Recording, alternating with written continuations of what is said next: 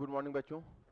पिछले क्लास में ही मैंने आपको राष्ट्रवाद के स्वरूप, उसकी प्रकृति से क्लियरली अवगत कराया था। अब तुमको ग्रेजुअली जो डायग्राम आप देख रहे हो उसी को फॉलो करते हुए तब आपको 1947 तक पढ़ना है। उसमें आपको वेरियस मूवमेंट्स आएंगे, विद्रोह आएंगे, आंदोलन आएंगे, क्रांति आएगी, फिर 47 तक आप आजादी तक पहुंचेंगे। तो हम उसी सीध में बढ़ेंगे जैसा राष्ट्रवाद में मैंने आपको बताया है। लास्ट में हम लोगों ने आपका वो आउटलाइन क्लियर है कि क्या हमें करना है? अगर आपका आउटलाइन क्लियर है तो कल वाले टेस्ट में थे क्या आप लोग सैटरडे को? हाँ, क्वेश्चन सॉल्व हो गया था। हाँ, हो ही जाएगा, कोई दिक्कत नहीं होगी। और जो पिछले क्लास में हम लोगों ने फ्राइडे को जो कवर किया, हाँ थर्सडे को कवर किया था, उसमें क्या लास्ट में हमने छोड़ा था आपको?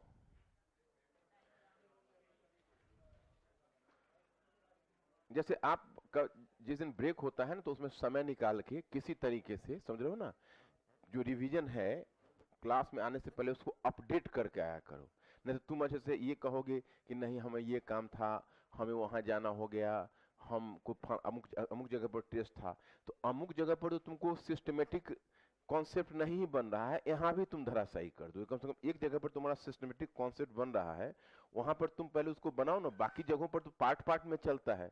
तो तुम वहां पर 2 क्लास, एक टेस्ट मिस किए, 2 क्लास मिस किए, उसे क्या है, तुम वहां जब पढ़ाई जब इंफॉर्मेशन बेस्ड हो तो किसी भी स्टेज उसको डिलीवरी की जाती है। लेकिन पढ़ाई अगर इंटीग्रेटेड हो तो उसको मिस करोगे तो लॉस ज्यादा होगा तुमको।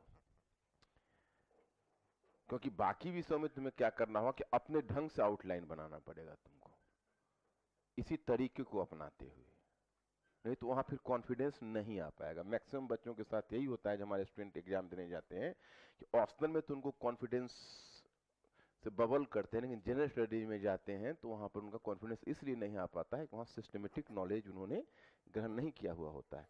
तो कहीं ऐसा ना हो कि तुम लोग गलत स्ट्रेटेजी बना लो और पता चले कि जनरल स्टडीज तुमको, जैसे कुछ बच्चों में ये होती है कि देखो, तुम अगर सूचनाओं पर आधारित पढ़ाई कर रहे हो तो किसी भी स्टेज में तुम उसको करोगे तो उतनी सूचनाएं रहेंगी, आएंगी, जाएंगी। लेकिन अगर तुम सिस्टमेटिकली कर रहे हो तो बीच में तुम्हारा स्ट्रक्चर जहां टूट जाएगा। तुम देख रहे हो कोई नए बच्चे को हम नहीं इसमें घुसने दे रहे हैं, क्योंकि फायदा ही नहीं है, फिर बीच में स्ट्रक्चर में आएगा। हमारा है कि पूरा का पूरा स्ट्रक्चर पूरा होगा तो फिर दूसरे, मतलब वो हमारा एक पार्ट बना हुआ है कि वहां कहां पर बच्चों को हमें लेना है, फिर उसके बाद हम उसको वहां से लेंगे। बीच में हम किसी को बैठा, मान लो कोई बच्चे जिनको एग्जाम देना है, जो बहुत जल्दबाजी में, नहीं सर हमें मतलब हमारे पास टाइम नहीं है, हम जॉब वाले हैं, छुट्टी करके आए, तो उनको फिर बैठाते हैं क्योंकि उनकी मजबूरी है। अदरवाइज हम यही कोशिश करते हैं कि आप एक खास पॉइंट से तब आगे बढ़ो। अब ये हमें बताओ कि पिछले क्लास में कहां छोड़ा था, वहीं से आगे। भारतीय राष्ट्रीय, अच्छा हाँ, माने चले गए थे हम लोग आगे तक पोस्ट इंडिपेंडेंस में, मतलब किस तरह से हमारा राष्ट्र। अब आ जाओ वन बाय वन करके, और बीच में, पहले बीच में सेंट्रल हेडिंग देना। मैंने सेंट्रल हेडिंग का मतलब है कि तुम देख रहे हो जितना है सेंट्रल, उसमें आप ये मत देना, आप पहले देना आद्य राष्ट्रवादी आंदोलन। आद्य, आद्य नहीं लिखना, आद्य, आद्य राष्ट्रवादी आंदोलन, आद्य राष्ट्रवादी आंदोलन, आद्य राष्ट्रवादी आंदोलन।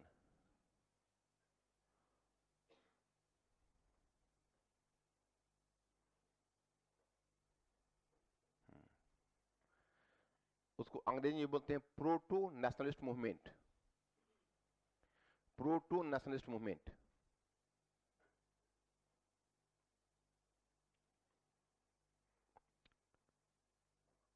अब उसमें पहले लिखना कि यह एक दिलचस्प तथ्य है, एक दिलचस्प तथ्य है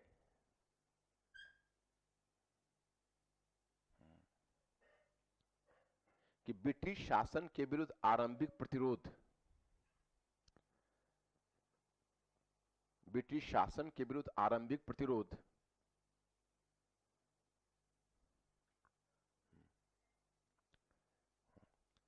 शिक्षित भारतीय, शिक्षित भारतीय शिक्षित भारतीय की ओर से न होकर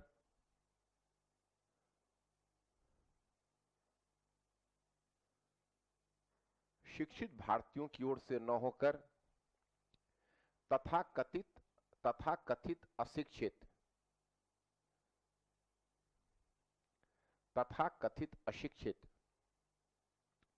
एवं असभ्य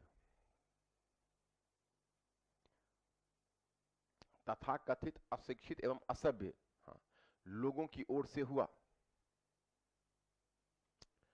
लोगों की ओर से हुआ।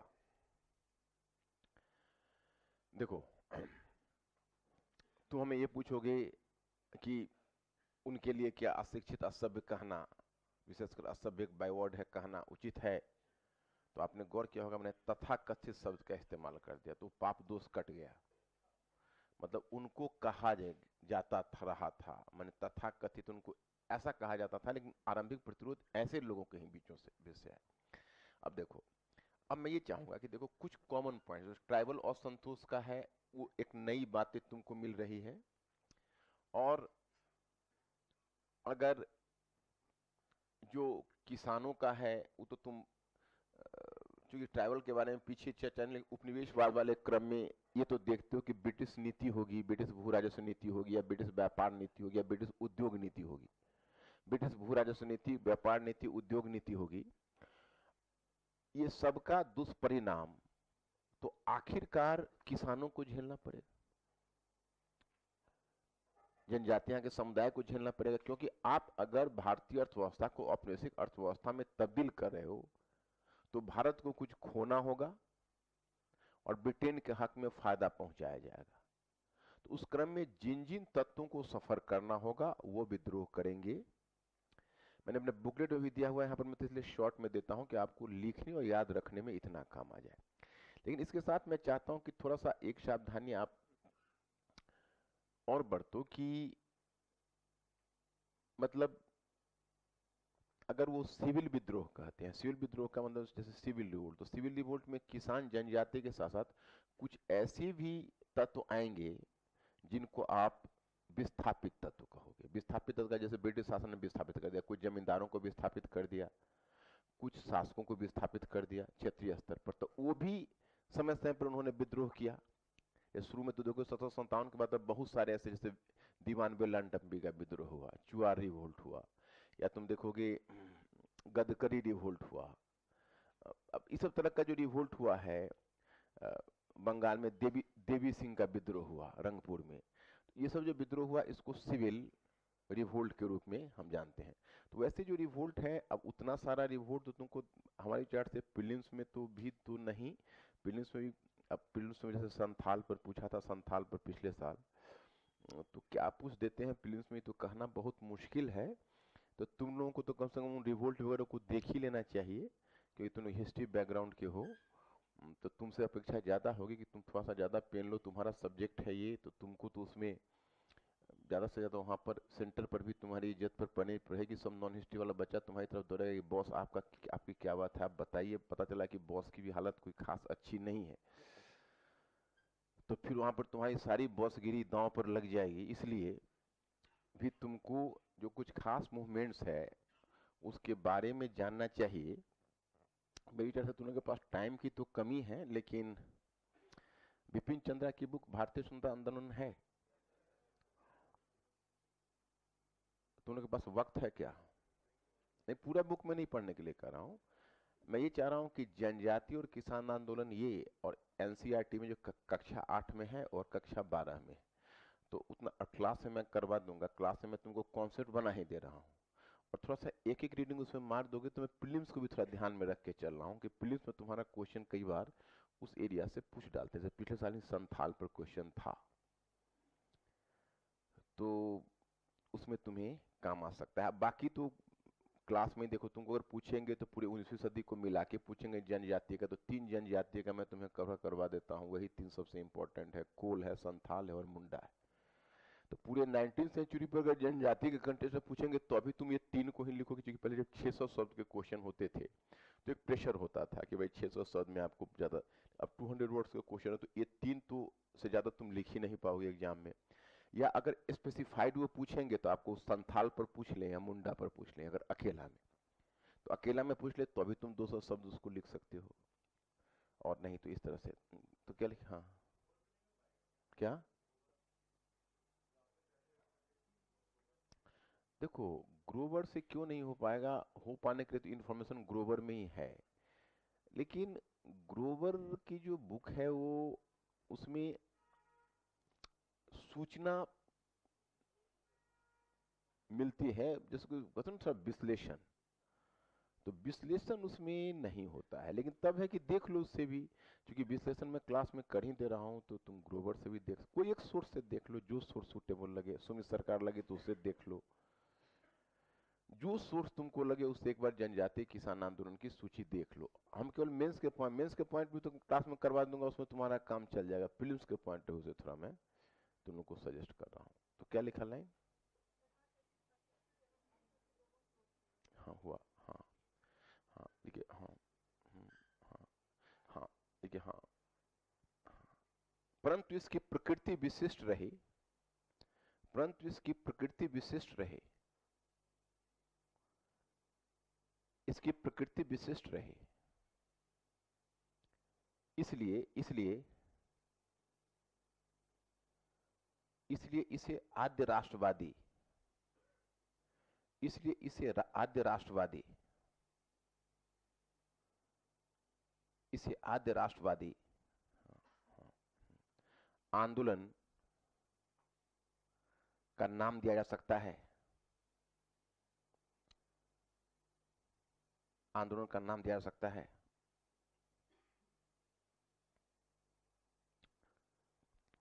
पैराग्राफ चेंज कीजिए, पैराग्राफ चेंज करके लिखिए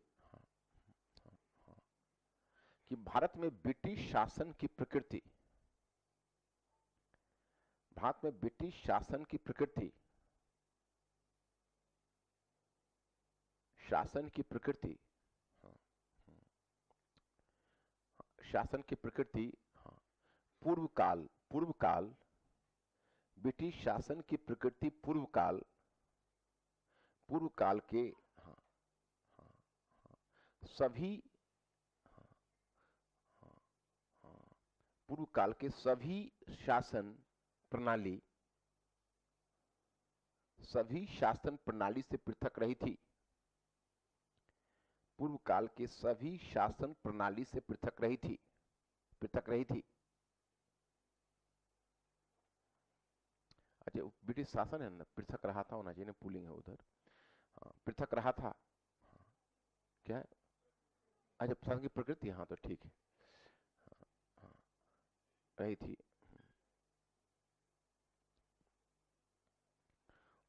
पूर्व शासन से की प्रणाली से पृथक रही थी, हाँ, क्योंकि क्योंकि पूर्व काल में, क्योंकि पूर्व काल में,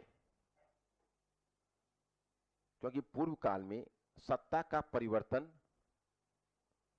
क्योंकि पूर्व काल में सत्ता का परिवर्तन,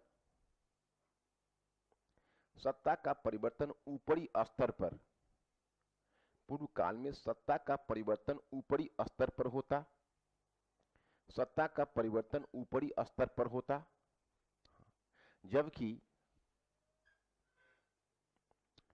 जबकि निचले स्तर पर, जबकि निचले स्तर पर, निचले स्तर पर, हाँ, हाँ, ग्रामीण संरचना, निचले स्तर पर ग्रामीण संरचना पूर्व की ही भांति, चाहे पूर्व की ही तरह, हाँ, पूर्व की ही तरह, हाँ, हाँ, पूर्व की ही तरह, हाँ, हाँ, पूर्व की ही तरह चलती रहती, चलती रहती, चलती रहती, उसमें शासक वर्ग के द्वारा,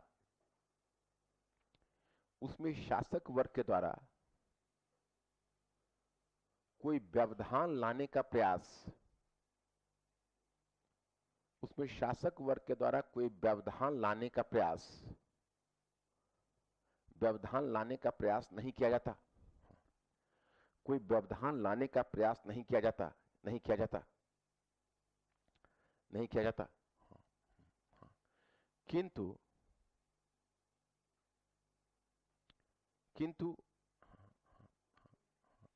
ब्रिटिश शासन अपनी प्रकृति में विशिष्ट थी, ब्रिटिश शासन अपनी प्रकृति में विशिष्ट थी, विशिष्ट थी। यह एक औपनिवेशिक शासन प्रबंध था, यह एक औपनिवेशिक शासन प्रबंध था, औपनिवेशिक शासन प्रबंध था। देखो अब यहां पर हमने एक टर्म का प्रयोग किया है कि एक औपनिवेशिक शासन प्रबंध था। तुमसे कोई कैजुअली पूछ दे कि औपनिवेशिक शासन क्या होता है, मतलब एकदम कैजुअली इंटरव्यू में जो पूछेगा ये औपनिवेशिक शासन, ये व्हाट इज कॉलोनियल रूल, ये तो कौन कौन बताओगे औपनिवेशिक शासन क्या होता है, कौन कौन बताओगे? ये सारे हाथ क्यों नहीं उठे हुए? यहाँ पर एकदम घूमने के लिए, घूमने फिरने के लिए आते हो कि दिमाग थोड़ा सा वर्क करता है? औपनिवेशिक शासन क्या था अगर पूछे तो क्या कहोगे?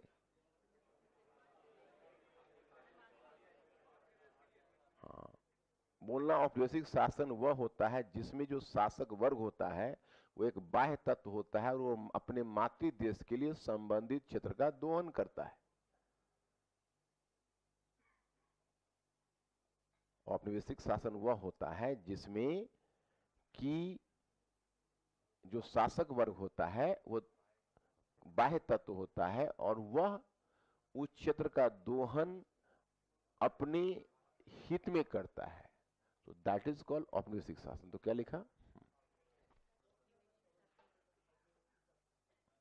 हाँ, कि औपनिवेशिक शासन प्रबंध था, हाँ, जिसके तहत जिसके तहत भारतीय जिसके तहत भारतीय हाँ, जिसके तहत भारतीय संसाधनों का दोहन,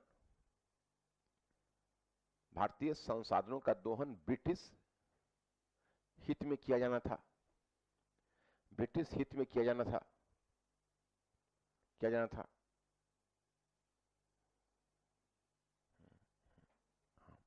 किया जाना था, हाँ, ठीक है। अतः इस उद्देश्य को पूरा करने के लिए औपनिवेशिक सरकार ने अतः इस उद्देश्य को पूरा करने के लिए औपनिवेशिक सरकार ने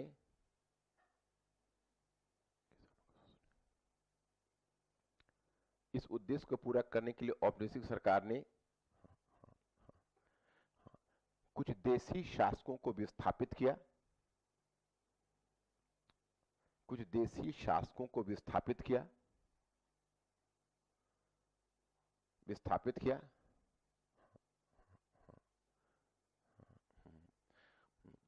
विस्थापित किया, लिखिएगा, नवीन भू राजस्व व्यवस्था, नवीन भू राजस्व व्यवस्था, पूर्ण विराम क्यों डाल दिया? तुम्हारा सेंटेंस अभी रनिंग है।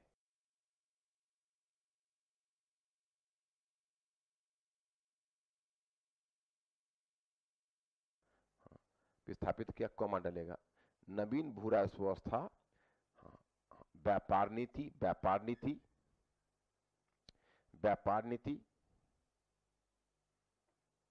और उद्योग नीति कायम की, उद्योग नीति कायम की, तथा तथा पहाड़ी एवं तथा पहाड़ी एवं जंगल क्षेत्र में भी, पहाड़ी एवं जंगल क्षेत्र में भी,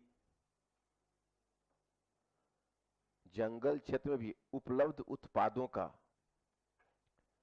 पहाड़ी एवं जंगल क्षेत्र में भी उपलब्ध उत्पादों का, उपलब्ध उत्पादों का दोहन किया, दोहन किया। हाँ, देखिए, हाँ, इस कारण कुछ देशी शासक और जमींदार, इस कारण कुछ देशी शासक एवं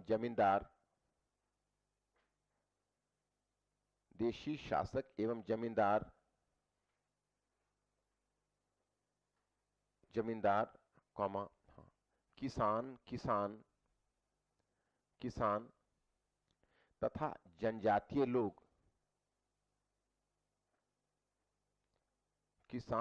जनजातीय लोग सभी पीड़ित हुए।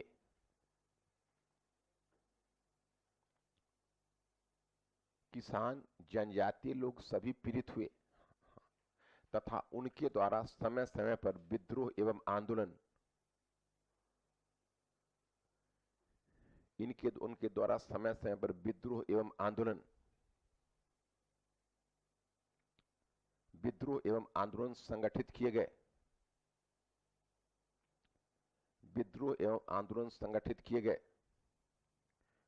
किए गए।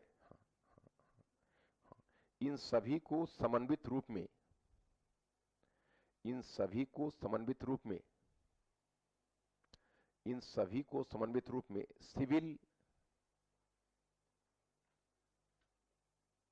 सिविल विद्रोह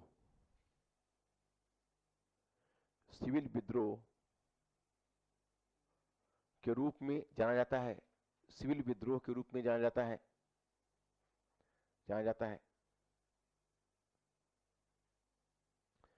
पैराग्राफ चेंज कीजिए और लिखिए जनजातीय आंदोलन।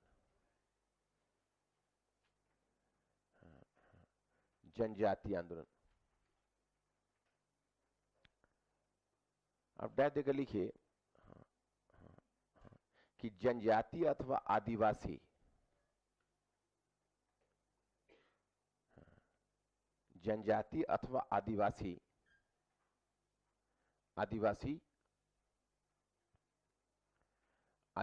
भारतीय जीवन के ही हिस्सा थे।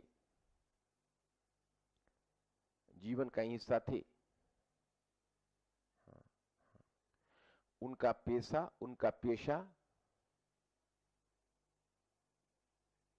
जंगली उत्पादों के संग्रह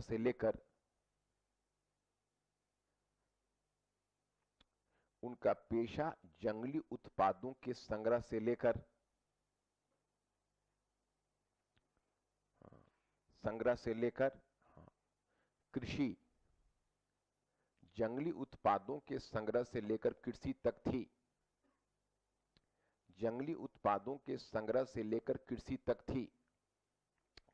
थी।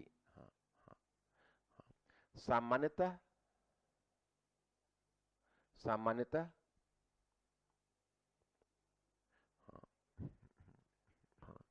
इनकी कुछ विशेषताएं कृषक जीवन से ही मिलती थी।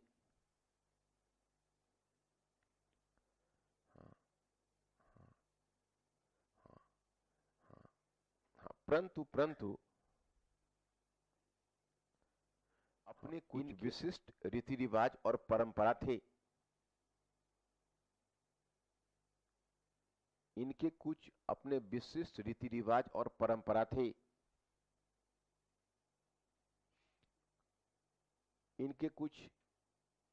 विशिष्ट रीति रिवाज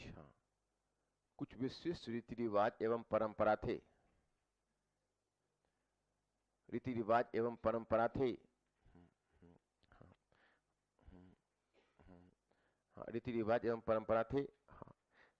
ये उनमें किसी प्रकार का उल्लंघन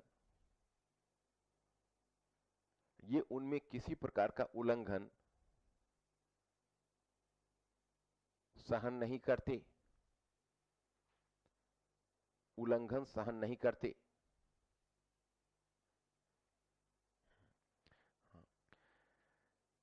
देखिए इनका सामना ब्रिटिश शासन से तब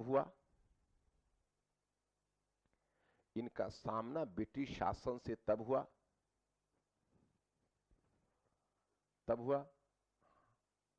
जब ब्रिटिश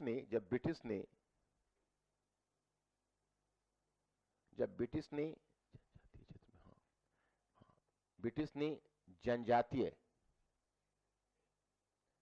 ब्रिटिश ने जनजातीय,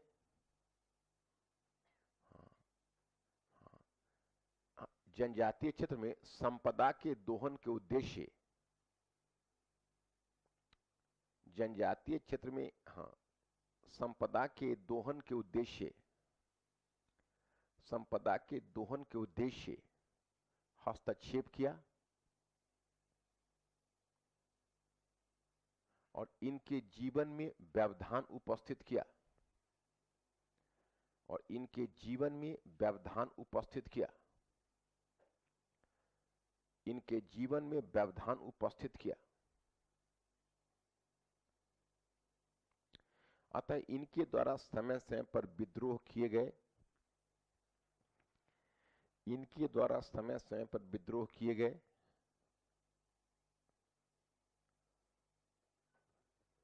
विद्रोह किए गए और आंदोलन भी संगठित किए गए, और आंदोलन भी संगठित किए गए, आंदोलन भी संगठित किए गए। किंतु आरंभ में इनके विद्रोह और आंदोलन को, आरंभ में इनके विद्रोह और आंदोलन को, विद्रोह और आंदोलन को अध्ययन से बाहर रखा गया, विद्रोह एवं आंदोलन को अध्ययन से बाहर रखा गया, अध्ययन से बाहर रखा गया। उनका विवरण, उनका विवरण केवल पुलिस रिकॉर्ड में मिलता, उनका विवरण केवल पुलिस रिकॉर्ड में मिलता, पुलिस रिकॉर्ड में मिलता, और उन्हें केवल कानून व्यवस्था का संकट बताया गया।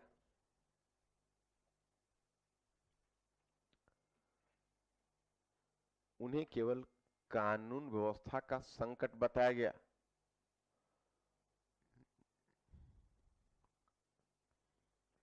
कानून व्यवस्था का संकट बताया गया। अब एक ये बताइए, इज दिस पॉइंट क्लियर? मतलब तुम्हें ये देखना है, देखो ये सब जो एक जैसे कानून व्यवस्था का संकट बताया ना, तुमने इसमें कलम से अंडरलाइन कर लेना है। ये सब चीज क्या होता है कि तुम्हारे नेकेड आई से दिखेगा नहीं, तुमको ये चीजें दिखेगी नहीं। चीजें दिखे कैसे, उसके लिए भी थोड़ी जुगत लगानी पड़ती है, क्योंकि जानते हो तुम बुक्स भी पढ़ते हो तो बहुत सारी चीजें ऐसी होती है उस पर निगाह नहीं जाती है। जैसे अब बुक पढ़ोगे तो तुमको ज्यादा, जैसे तुमने पहले बुक पढ़ा होगा और अब बुक पढ़ोगे तुमको खुद पता चलेगा अंतर। क्योंकि जब कुछ नॉलेज होता है ना तब बुक भी रीडिंग काम आती है ठीक से, अन्यथा वो नहीं फिर दिख पाता है उसमें। तो ये मैं एक क्वेश्चन जो नीचे से उभरने वाला इतिहास क्या है ऐसे करके एक क्वेश्चन भी पूछा था यूपीएससी 1992 में, जिसको सबाल्टर्न हिस्टोग्राफी मैंने बताया था ना तुम लोगों को। तो मुख्य शोध इसमें मार्क्सवादियों का कुछ है, लेकिन मुख्य रूप से सबाल्टर्न हिस्टोरियंस का शोध है। अब वो क्या करते थे ब्रिटिश की, इनकी चर्चा ही नहीं किया, ना साम्राज्यवादी लेखकों ने किया, ना राष्ट्रवादी लेखकों ने किया। क्योंकि जो बिरसा मुंडा का विद्रोह था, संथाल विद्रोह था, उसको क्या किया कि लॉ एंड ऑर्डर सिचुएशन के रूप में, है ना, तो उसको लॉ एंड ऑर्डर सिचुएशन के रूप में चित्रित करोगे तो क्या आएगा, मतलब यही है कि भाई लॉ एंड ऑर्डर का हुआ, ऐसे ऐसे कुछ जनजातीय लोग थे, उन्होंने कानून व्यवस्था की स्थिति समस्या खड़ी कर दी और फिर उसको पुलिस रिकॉर्ड में। अब जैसे देखो कई जगहों पर देखो विद्रोह हुआ। अब जैसे तुम देखते तो यही घटना जो हुई आपको ये महाराष्ट्र में जो भीमा कोरे गांव की, तो अगर वही ब्रिटिश हुकूमत में रहता तो उसको क्या दिखाते। यहाँ तो देखो अब मीडिया सशक्त हो गई, इंटेलेक्चुअल सजग हैं, इसलिए अब तो किसी चीज को दबाना बहुत मुश्किल हो जाता है ना। अब उस पर सोशियोलॉजिस्ट शोध करना शुरू कर दिया कि नहीं भाई भीमा कोरे गांव की जो घटना है एक तरह से तुम देखो तो एक कास्ट क्लैश है, और ये एक तरह से महारों ने अपने स्वाभिमान के लिए उसको कवर किया उस चीज को। तो लेकिन उस समय ये बात नहीं थी, उसमें क्या था वो बड़े आराम से दबा कर पुलिस रिकॉर्ड में उसको लॉ एंड ऑर्डर प्रॉब्लम दिखा देते थे। तो वही काम उन्होंने किया। तब इस पर विशेष रूप से जो शोध होगा वो सबाल्टर्न हिस्टोग्राफी का होगा ना। हाँ हाँ हाँ, एक लाइन और लिख दो। हाँ, परंतु आगे चलकर परंतु आगे चलकर कुछ हद तक मार्क्सवादी लेखकों, कुछ हद तक मार्क्सवादी लेखक, कुछ हद तक मार्क्सवादी लेखक और फिर विशेषकर सबाल्टर्न लेखकों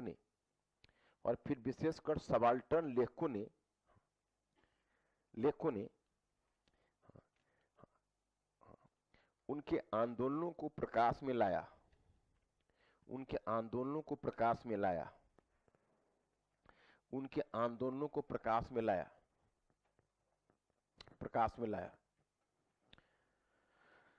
अभी मैं जनजाति के बारे में थोड़ा सा आपको दे चुका हूं। अब देखो कुछ ऐसे कॉजेज मैं आपको बता दे रहा हूं जो किसी भी जनजाति में, जैसे एग्जाम हॉल में आप लिख रहे होगे तो एक्सक्लूसिव वाले में थोड़ी दिक्कत आपको होगी। तो मैं आपको कुछ कॉमन चीजें ऐसी बता देता हूं कि जब भी ट्राइबल्स की बात होगी तो आप उन चीजों को दिखा सकते हो। जैसे देखो एक मुद्दा उठेगा कि ब्रिटिश शासन जहां जाएगा, तो अब जैसे जनजाति लोग तो अपना दूरवर्ती क्षेत्रों में थे, उनके लाइफ में कोई इंक्रोचमेंट नहीं था, तो ब्रिटिश शासन जब उन क्षेत्रों में गया तो सबसे पहले उनके भूमि पर ही उसने दावा कर दिया। तो भूमि उनको लगता था कि कोई नहीं, भूमि हमारी, हम जोतते हैं, और उन लोगों का एग्रीकल्चर भी तो अविकसित ही होता था, तो वो अपनी भूमि जोतते थे, खाते थे। तो उन्होंने क्या किया कि ऊपर से, जब मैंने एनसीईआरटी में क्लास 8th वाला में आपको कहा था, एनसीईआरटी पढ़ने का आपने पढ़ा होगा, देखा ना, ट्राइबल्स के भी अलग रूप है। कुछ थे जो जंगली उत्पादों को बेचते थे, कुछ है जो मतलब मैदानी लोगों के साथ संपर्क रखते थे। मैदानी लोगों में जो निचले तबके ग्वाले, तेली वगैरह होते थे, उनसे उनका इकोनॉमिक एक्सचेंज होता था, है ना। कुछ होते थे जो एग्रीकल्चर से भी जुड़े हुए थे, कुछ होते थे अभी भी शिकार और वो जो जंगली उत्पाद है उसका दोहन करते थे। तो अलग अलग उनके में कैटेगरीज होता था। तो हुआ ऐसा कि ब्रिटिश शासन जब वहां गया तो जो, जैसे अब आप पढ़ोगे कि संथाल है, संथाल ने अपने प्रयास से पहाड़ों को काट काट कर लैंड डेवलप किया था, और उन्होंने ब्रिटिश गए तो ऊपर से एक जमींदार को थोप दिया। अब जमींदार को थोप दिया, अब जैसे कोल क्षेत्र में वो गए तो उन्होंने क्या किया, उस जमीन को ठेके पर नीलामी देनी शुरू कर दी वसूली के लिए, और उसमें आ गए महाजन जो ठेके पर नीलामी खरीदते थे। तो वहां पर जमींदार पहुंच गए, महाजन पहुंच गए, और फिर उनके जो जंगल थे तो स्वतंत्र रूप से जंगल में वो मूव करते थे और जंगली उत्पादों का संग्रह करते थे। अब उसमें क्या है कि ब्रिटिश ने जंगली उत्पादों पर तो अपना स्वामित्व का दावा कर दिया और ठेकेदार के हाथों बेच दिया। अरे भारत में पर्यावरण संकट में जो तुम कहोगे, आज जो कहते हैं कि 1/3 कम से कम फॉरेस्ट एरिया रखिए, तो इतने सारे फॉरेस्ट को बर्बाद करने में तो ब्रिटिश का बहुत बड़ा योगदान है। एक समय था माने फॉरेस्ट तक उन्होंने काट के बेचा जंगलों को। तो उन्होंने जब वहां पर ठेके पर दे दी ठेकेदारों को, तो ठेकेदार अब उनको, एक तो उनका शोषण करते ठेकेदार, जैसे 2-3 चीजें होती, एक तो उनसे बेट बेगारी लेते, बेट बेगारी समझते हो, मतलब बेगारी मतलब बिना श्रम का काम करवाते, लकड़ी वकड़ी ढुलवाते। और इसके अलावा वो जो पहले जंगली उत्पादों का स्वतंत्र रूप में जंगल में घूमते थे, उनको जो कंदमूल फूल फल मिलता वो अपना करते। अब ठेकेदार कहने लगे नहीं, इसमें तुमको बाहर रहना ही तुम्हारा नहीं है। तो अब उनको समझ में नहीं आता था कि भाई कल तक हमारा था, आज क्यों हमारा नहीं है। जमींदार ने कहना शुरू कर दिया कि हम भूमि के मालिक हैं भाई, तुम हमको कर दो। अब उनको लगता था भाई हम इनको क्यों दें, ये कौन होते हैं। उसी प्रकार से झूमिंग भी उनकी चलती थी, मतलब वो शिफ्टिंग कल्टीवेशन के माध्यम से खेती करते, सरकार ने उस पर भी पाबंदी लगा दी। फिर क्या करते थे ठेकेदार, वो तो पढ़े लिखे नहीं थे, तो उनसे बहला फुसला कर उनका अंगूठा का निशान ले लेते थे, और 5 वर्ष 10 वर्ष ऐसे करके इंडेंचर्ड लेबर, जिसको बॉन्डेड लेबर कहते हो, करार पत्र श्रमिक, वो ऐसा बनाकर उनको भेज देते, या तो सैनिक मिलिट्री कैंटोनमेंट में भेज देते थे, आ, आ, मतलब या तो गंदगी की सफाई के लिए, या फिर उसको भेज देते थे चाय अथवा कॉफी बागानों में। तो अब उनको बहुत ही मैंने काम करने के लिए मजदूरों के रूप में, तो उनको वहां पर शोषण होता था। और सबसे बड़ी बात है कि अपने क्षेत्र से जो पहली बार जब उखाड़ के जो किसी अन्य जगह पर भेज दिए जाते थे, तो उनको लगता था कि भाई अब तुम्ही को उठा के सीधे न्यूयॉर्क में जाके स्टेब्लिश कर दिया जाए, तो एक तो सेंस ऑफ एलिनेशन तो वहीं जाएगा ना, कि भाई हम अपने मुंह से जब उखाड़ के उनको अलग फेंक दिया गया, तो उनमें एक सांस्कृतिक संकट जैसी उत्पन्न पैदा हुई। उनको लगता था कि भाई हम एक नई प्रॉब्लम में फंस गए, हमें पता नहीं, वहाँ का हर कुछ आबो हवा से लेकर मिले जुलने वाले लोग भी उनको अनजान जैसे लगते थे, तो उनके मन में आक्रोश उत्पन्न होता। अब इसके अलावा जैसे क्या था कि वो लोग अपने, जैसे वो लोग अफीम खाते थे, अफीम का सेवन करते थे अपने अपने लिए, और थोड़ी बहुत उत्पादन करते थे अफीम का, वो उनका शुरू से ही था। उनके जीवन पद्धति का हिस्सा था। उसी प्रकार से वो अपने सेवन के लिए वो देसी शराब बनाते थे फर्मेंटेशन विधि से, तो देसी शराब बना के खुद अपना सेल्फ कंजम्पशन के लिए। अब सरकार ने क्या किया कि एक तो अफीम की खेती बंद कर दी, ऊपर उनके जैसे छोटा नागपुर में प्रत्येक घर पर 4 आने पैसे के हिसाब से उन पर आबकारी कर लगाया जाने लगा, एक्साइज ड्यूटी। अब ये बात उनके लिए बड़ा इंटॉलेबल हो गया कि भाई हम क्यों एक्साइज ड्यूटी दें। तो अब इतने फैक्टर, इसके अलावा पूर्वी भारत में विशेषकर जो ईसाई मिशनरियां जाती थी, तो ईसाई मिशनरियां तो जाती थी अपने धर्म के प्रसार के लिए, लेकिन वहां जैसे गई तो उसने अपना धर्म का प्रसार किया। कई बार ईसाई मिशनरियां इनको हेल्प भी करती थी, परंतु ईसाई मिशनरियों की मौजूदगी ही इनके लिए प्रतिक्रिया का कारण था। हु आर दे, ईसाई मिशनरियां कौन है भाई ये। उनको लगता था कि हमारे, वो तो हिंदू थे टेक्निकली, तो उनके ऊपर जबरन धर्म थोपा जा रहा है उनका, तो they felt suffocated. So that was also a factor, you know. So many factors are there. Are you clear? तो कुछ फैक्टर्स के बारे में लिख लो, जो कारण मैंने मटेरियल में भी दे दिया, उतना विस्तार से देख लो उसमें। कारण,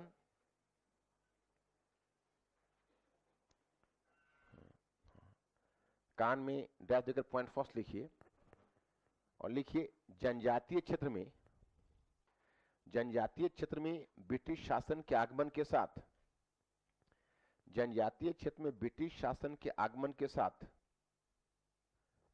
जनजातीय क्षेत्र में ब्रिटिश शासन के आगमन के साथ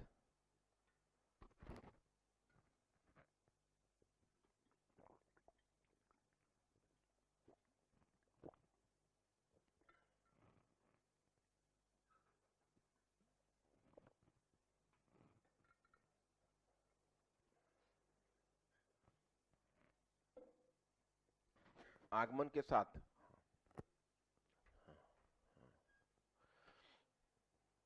जमींदार साहूकार,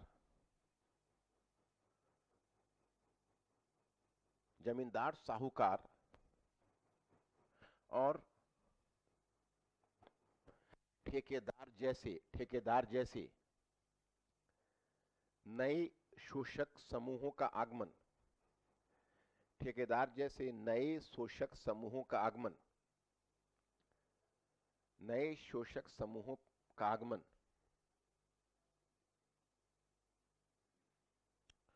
पॉइंट नंबर 2, जनजातीय लोगों पर ऊपर से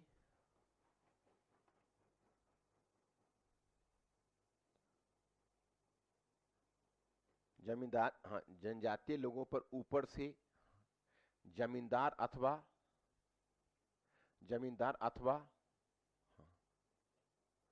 भू राजस्व के वसूलने वाले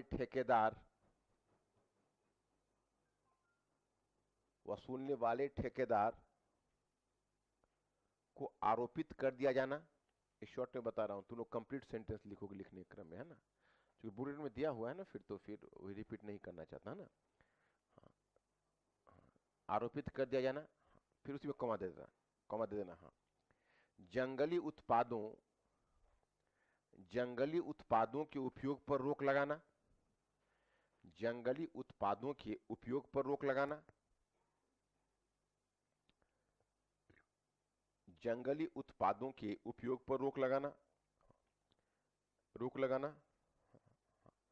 तथा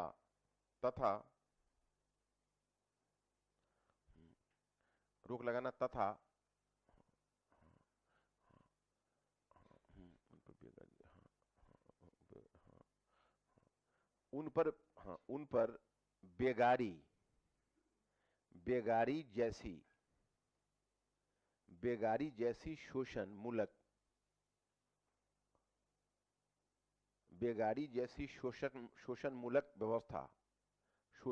व्यवस्था को थोप दिया जाना,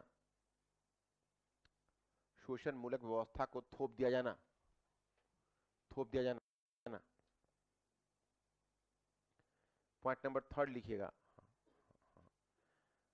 देखिए, हाँ, जनजातीय क्षेत्र में भूमि स्वामित्व की, भूमि पर सामूहिक स्वामित्व, भूमि पर सामूहिक स्वामित्व, भूमि पर सामूहिक स्वामित्व की पद्धति प्रचलित थी, पद्धति प्रचलित थी, जिन्हें खुंटकट्टी कहा जाता था, प्रचलित थी जिन्हें खुंटकट्टी कहा जाता था, प्रचलित थी जिन्हें खुंटकट्टी कहा जाता था, खुंटकट्टी कहा जाता था, कहा जाता था। उसकी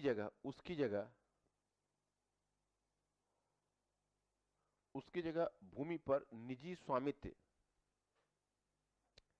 उसकी जगह भूमि पर निजी स्वामित्व, भूमि पर निजी स्वामित्व की पद्धति थोप दी गई, उसकी जगह भूमि पर निजी स्वामित्व की पद्धति थोप दी गई, निजी स्वामित्व की पद्धति थोप दी गई। जैसे आपको याद होगा कि चाहे वो अस्थाई बंदोबस्त है, देखो केवल ऐसा नहीं लिखना, उसको थोड़ा सा समझना, समझोगे तभी।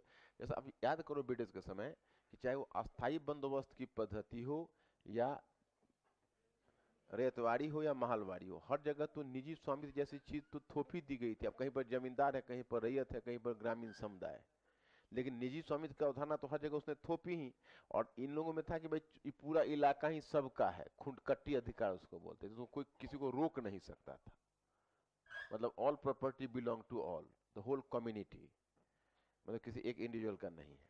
Point number point number fourth, हाँ, ब्रिटिश के द्वारा हाँ, हाँ, हाँ, हाँ, अफीम के उत्पादन पर अंकुश लगाना, अफीम के उत्पादन पर अंकुश लगाना तथा नशीले पदार्थों के सेवन के एवज में, नशीले पदार्थों के सेवन के एवज में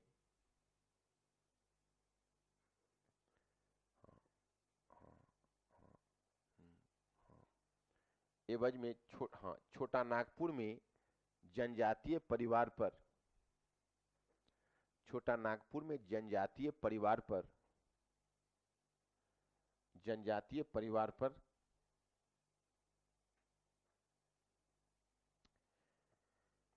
आबकारी कर, एक्साइज ड्यूटी, आबकारी कर लगा दिया जाना, जनजातीय परिवार पर आबकारी कर लगा दिया जाना।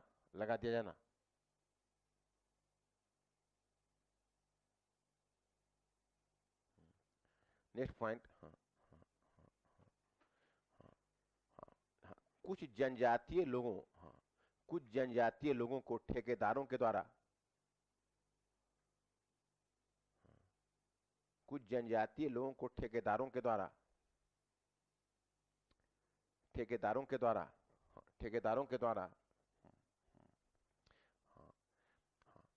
अनुबंधित श्रमिक, अनुबंधित श्रमिक के रूप में,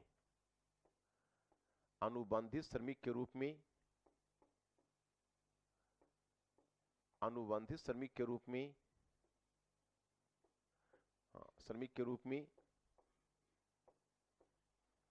अनुबंधित श्रमिक के रूप में सैनिक, हाँ, देखिए, हाँ, चाय एवं कॉफी बागानों में काम करने भेज दिया जाना, चाय एवं कॉफी बागानों में काम करने के लिए भेज दिया जाना, काम करने के लिए भेज दिया जाना।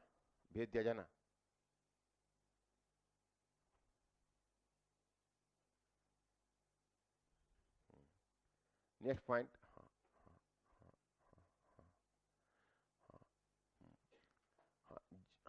जंगली उत्पादों के खुले उपयोग पर रोक, जंगली उत्पादों के खुले उपयोग पर रोक एवं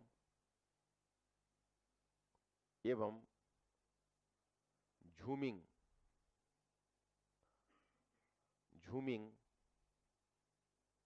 पर पाबंदी,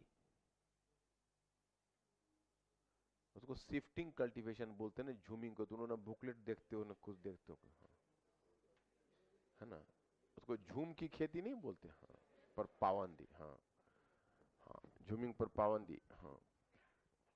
अब नेक्स्ट पॉइंट लिखिए, हाँ लिखिए, हाँ, कि विशेषकर पूर्वी भारत में, नेक्स्ट पॉइंट, विशेषकर पूर्वी भारत में, विशेषकर पूर्वी भारत में ईसाई मिशनरियों की उपस्थिति ने,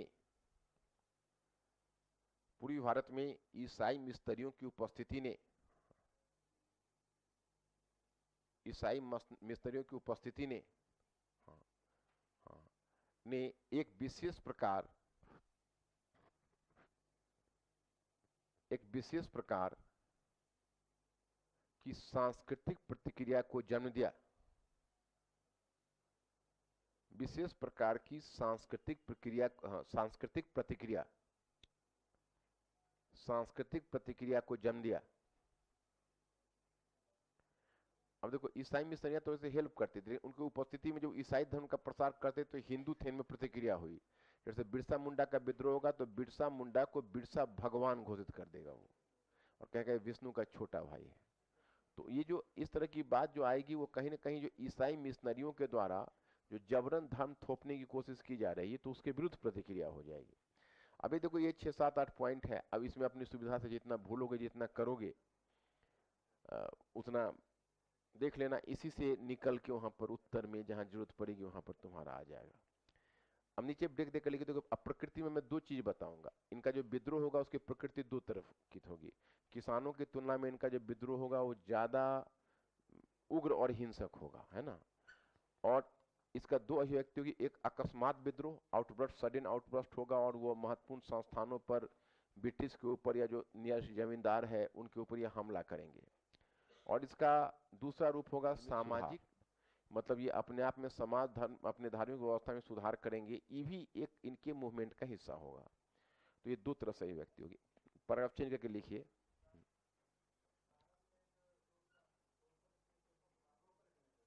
क्या, हाँ,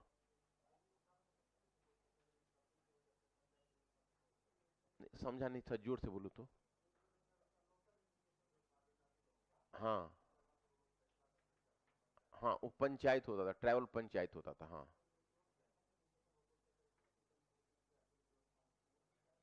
हाँ। कानून व्यवस्था ये तो एक फैक्टर है, जो इनके क्षेत्र में जो हस्तक्षेप किया उसमें इम्प्लाइड है। उसमें उनका जो अपना ब्रिटिश कानून व्यवस्था, जैसे जब जमींदार आएगा, ठेकेदार आएगा, तो ब्रिटिश लॉ एंड ऑर्डर तो आ ही जाएगा। तो इनके लाइफ में तो इंक्रोचमेंट ऑलरेडी होना ही होना है। इनका जो अपना सामाजिक संरचना है उस पर तो इसका इम्पैक्ट पड़ना ही है। तो ये पॉइंट रहेगा ही। चलो आगे बढ़ो तो, लिखिए, जनजातीय विद्रोह, हाँ लिखिएगा ब्रेक देकर, जनजातीय विद्रोह की अभिव्यक्ति, जनजातीय विद्रोह की अभिव्यक्ति, हेडिंग है जनजातीय विद्रोह की अभिव्यक्ति। अब डैश देकर लिखिएगा, हाँ, कि किसान, हाँ, किसान आंदोलन की तुलना में, किसान आंदोलन की तुलना में ये अधिक उग्र और हिंसक थे, तथा इनकी अभिव्यक्ति निम्नलिखित रूप में हुई, तथा इनकी अभिव्यक्ति निम्नलिखित रूप में हुई, निम्नलिखित रूप में हुई।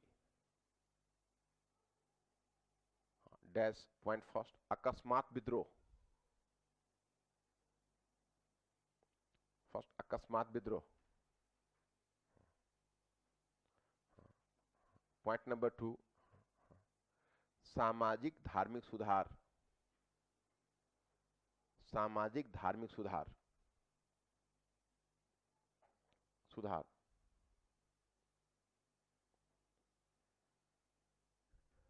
अब नीचे ब्रेक देकर लिखिएगा थोड़ा सा, कुल जनजाति का विद्रोह, कुल जनजाति का विद्रोह, कुल जनजाति का विद्रोह, कोल जनजाति का विद्रोह। अरे कोड लिखना पड़ेगा, तुम लोग भी हद किए हुए हो। लेकिन अरे मैटर जो तुम लोगों को देता हूं, तुम लोग एकदम पढ़ते नहीं हो बिल्कुल, क्या एकदम। अब इसमें क्या क्रिटिकल चीज तुम लोग को लिखा हो, मजा ही किरकिरा कर देते हो यार तुम लोग। मैंने क्रिटिकल लिखाने का मन नहीं करता है, मन ये होता है कि जो अभी तक पायजामा नहीं पहना हुआ है उसको हम कोट और पतलून पहनाने की कोशिश कर रहे हैं। तुमको क्या क्रिटिकल एनालिसिस, तुमको पहले बताएं कोल क्या है, कोल कैसे लिखा जाता है। तो कुछ तो शर्म करो अब, कम से कम स्टडी के स्टूडेंट हो। थोड़ा सा बुकलेट मैंने तुमको दिया है, बुकलेट मैंने आरती उतारने के लिए दिया हुआ है। एक बार क्यों नहीं मार, जैसे क्लास आज होना है विद्रोह का, तब थोड़ा सा किसान पर, थोड़ा सा जनजाति पर एक नजर क्यों नहीं मार देते हो। पढ़ने में पढ़ना गुनाह है क्या, मटेरियल देखना गुना। यही मटेरियल नहीं देते तो तुम रोज ऑफिस का चक्कर लगाते कि सर मटेरियल नहीं देते हैं, सर यहाँ से लेके पूरे दुनिया में प्रचार करते, कुछ मटेरियल नहीं मिलता है स्टडी में, सर केवल क्लास में करवाते हैं। और मटेरियल देते तो क्या करते हो, आरती उतारते हो क्या। अब हमसे पूछ रहे हो कोल कैसे लिखा जाता है, क्या कोल। अब कोल नहीं जानोगे, ये तीन इंपॉर्टेंट 19वीं सेंचुरी का तीन इंपॉर्टेंट मूवमेंट है, कोल, संथाल और मुंडा। मुंडा का दूसरा नाम है उलूगन। तो फिर अगर ये नहीं करोगे तो फिर ये अपेक्षा मत करो कि क्लास में अच्छा परफॉर्मेंस होगा और अच्छा लिखोगे या फिर यूपीएससी भी क्वालिफाई करोगे। अपना फ्रस्ट्रेशन व्यवस्था पर मत उतारने की कोशिश करो, पहले अपने आप को इस योग्य बनाओ। इसके लिए थोड़ा सा पढ़ो, क्लास में मैं जितना करवाता हूं उसको डाइजेस्ट करो, लेकिन एक नजर कम से कम बेसिक नाम तो पता होना चाहिए ना, कि भाई कौन सा विद्रोह है। पता चले कि मुंडा विद्रोह, तो सही मुंडा क्या होता है, संथाल क्या होता है। ये तो नॉन हिस्ट्री का जो बच्चा होता है वो भी पीटी के लिए पढ़ता है, इसको याद रखता है। कुल जनजाति के विद्रोह लिखो, नहीं उसका टाइम पीरियड लिख दो ब्रैकेट में, 1831, 1831।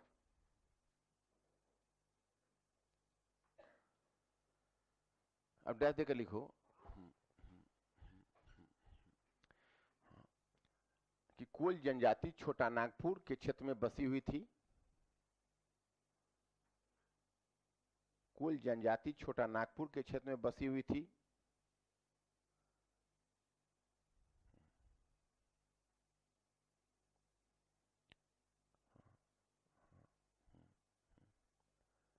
यह क्षेत्र 1820 तथा उसके पश्चात, यह क्षेत्र 1820 तथा उसके पश्चात ब्रिटिश नियंत्रण में आ गया। ब्रिटिश नियंत्रण में आ गया था।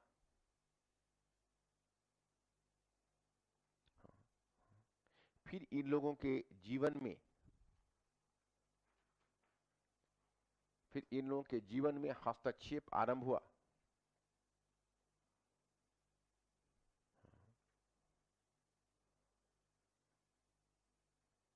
आरंभ हुआ।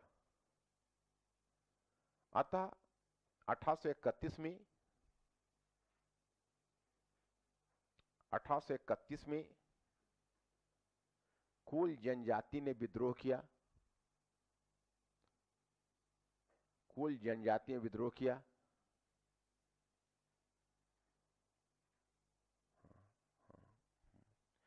वे अपने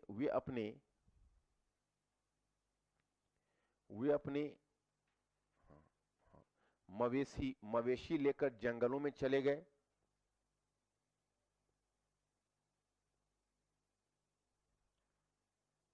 जंगलों में चले गए और वहीं से उग्र संघर्ष आरंभ कर दिया। और वहीं से उग्र संघर्ष आरंभ कर दिया। उग्र संघर्ष आरंभ कर दिया। आरंभ कर दिया। आरंभ कर दिया।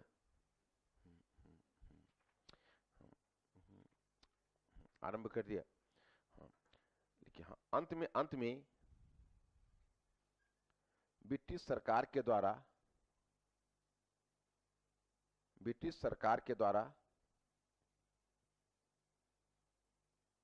इस विद्रोह को दबाया गया। विद्रोह को दबाया गया।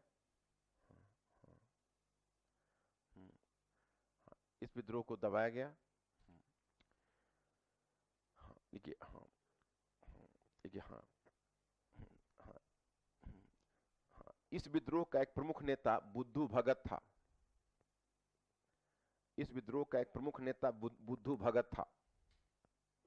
बुद्धू भगत था। अब नेक्स्ट लिखो संथाल विद्रोह। संथाल विद्रोह।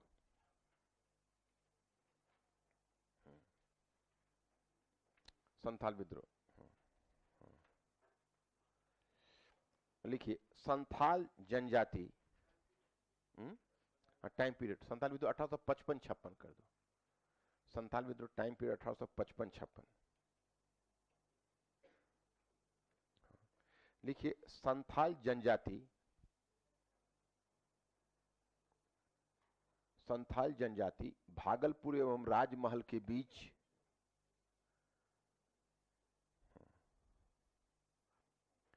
भागलपुर एवं राजमहल के बीच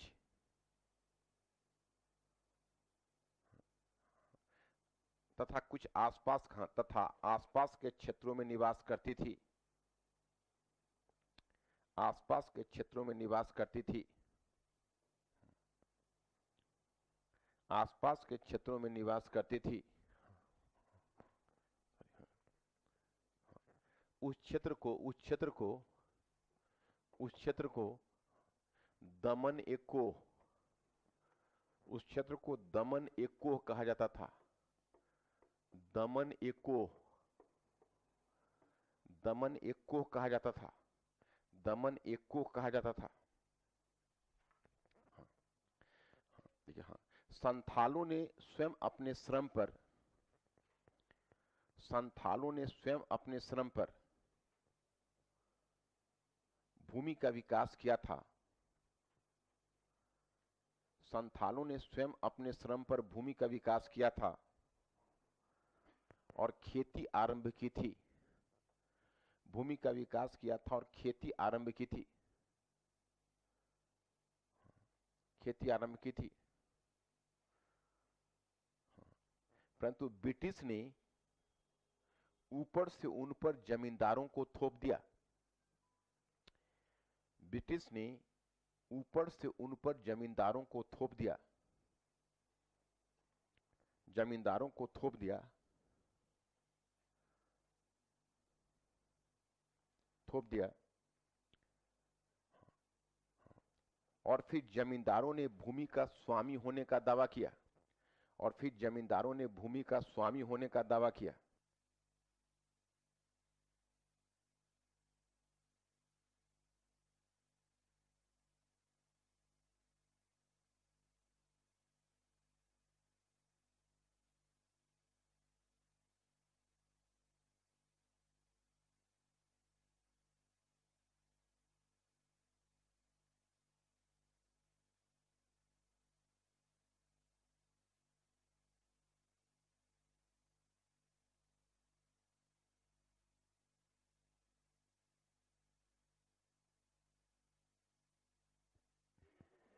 हाँ, आगे बढ़िए।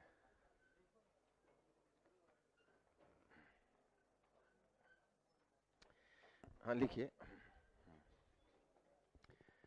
हाँ, जमींदारों ने भूमि का स्वामी होने का दावा किया, यहीं तक लिखा है ना आपने? हाँ लिखिए, फिर जनजातीय लोगों पर, फिर जनजातीय लोगों पर,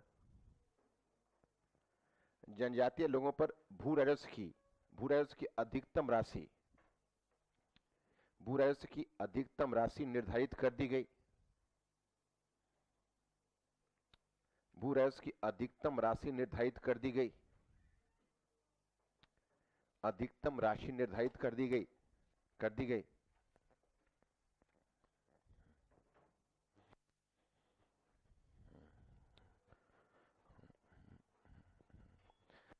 भू राजस्व की अधिकतम राशि निर्धारित कर दी गई। इस कारण जनजातीय लोग पीड़ित हुए। इस कारण जनजातीय लोग पीड़ित हुए।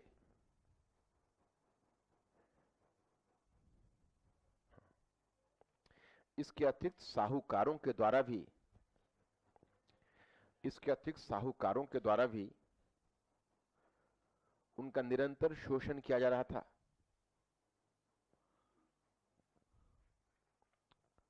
उनका निरंतर शोषण किया जा रहा था,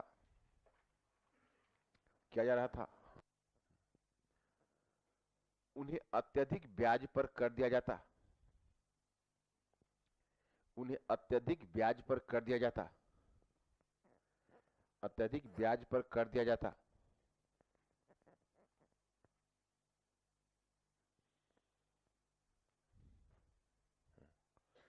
हाँ। अतः 1854 में संथाल नेता सिद्धू एवं कान्हू के अंतर्गत, संथाल नेता सिद्धू और कान्हू, संथाल नेता सिद्धू और कान्हू के अंतर्गत, सिद्धू और कान्हू के अंतर्गत संथाल संगठित हुए। सिद्धू और कान्हू के अंतर्गत, और कान्हू के अंतर्गत संथाल। ये भागलपुर में, अभी भी अगर भागलपुर में जाओगे तो भागलपुर मेन चौक पर एक तिलका माझी चौक कहलाता है, वहां पर तिलका माझी था, वो कलेक्टर को ही तीर से मार डाला था, संथाल था, है ना। तो उसमें अब वो फ्रीडम फाइटर माना जाता है, उसमें लॉ एंड ऑर्डर का प्रॉब्लम समझा गया था। हाँ,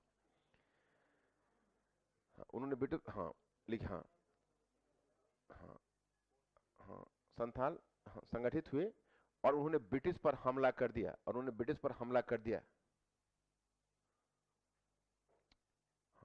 उन्होंने ब्रिटिश पर हमला कर दिया, हमला कर दिया। ब्रिटिश ने इस विद्रोह को कुचलने के लिए,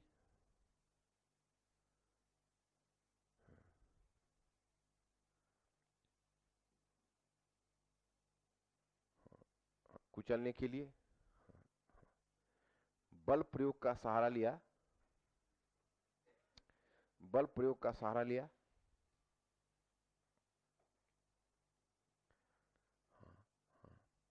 हाँ लिखा, हाँ हाँ, तथा सिद्धू और कान्हू को गिरफ्तार कर जेल खाने में डाल दिया गया,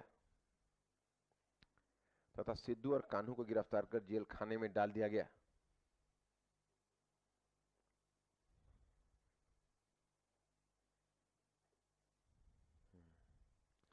नीचे ब्रेक देकर लिखो, मुंडा अथवा उलूगन विद्रोह,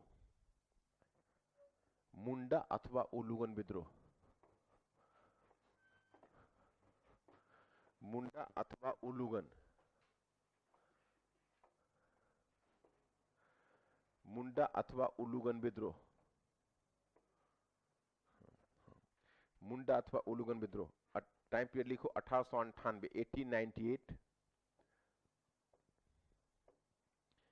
1900। लिखिए, मुंडा किसान थे, मुंडा किसान थे तथा स्वतंत्र रूप से खेती करते थे। मुंडा किसान थे तथा स्वतंत्र रूप से खेती करते थे।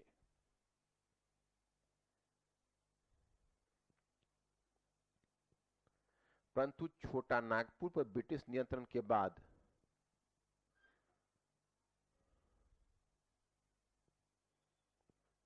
परंतु छोटा नागपुर पर ब्रिटिश नियंत्रण के बाद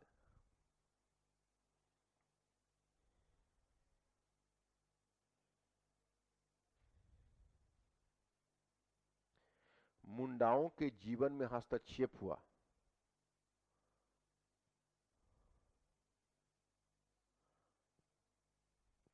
मुंडाओं के जीवन में हस्तक्षेप हुआ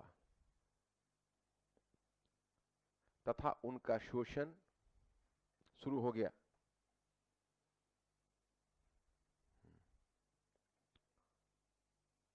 तथा उनका शोषण शुरू हो गया। विद्रोह करने से पूर्व ईसाई मिशनरियों, विद्रोह करने से पूर्व ईसाई मिशनरियों की सहायता से, विद्रोह करने से पूर्व ईसाई मिशनरियों की सहायता से, सहायता से मुंडाओं ने न्यायालय का दरवाजा खटखटाया था, मुंडाओं ने न्यायालय का दरवाजा खटखटाया था।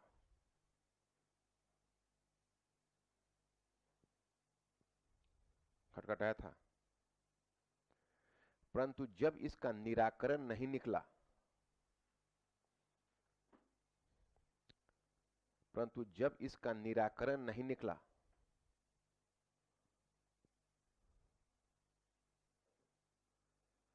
तब उन्होंने बिरसा मुंडा के नेतृत्व में विद्रोह कर दिया। तब उन्होंने बिरसा मुंडा के नेतृत्व में विद्रोह कर दिया। हाँ, कर दिया। बिरसा ने अपने को बिरसा भगवान घोषित किया। बिरसा ने अपने को बिरसा भगवान घोषित किया।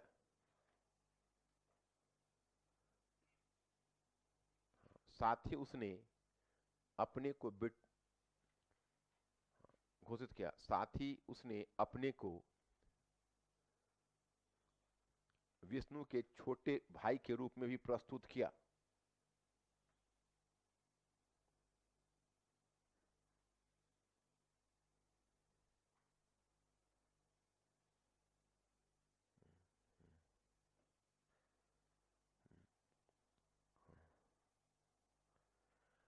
इस प्रकार कुछ समय के लिए विद्रोह ने अत्यधिक उग्र रूप धारण कर लिया।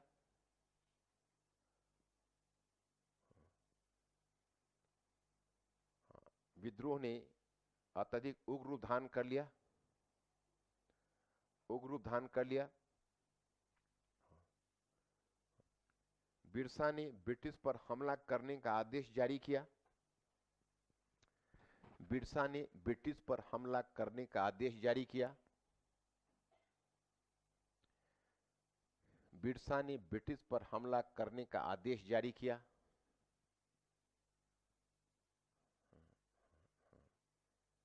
हमला करने का आदेश जारी किया।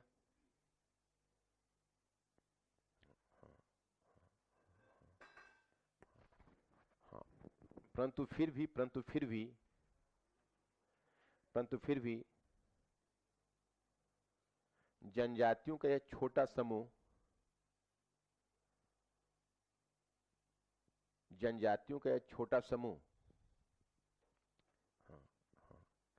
आधुनिक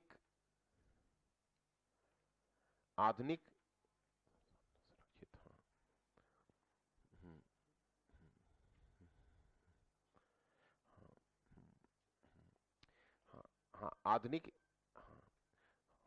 हथियारों से सुसज्जित ब्रिटिश साम्राज्य का मुकाबला नहीं कर सकते थे।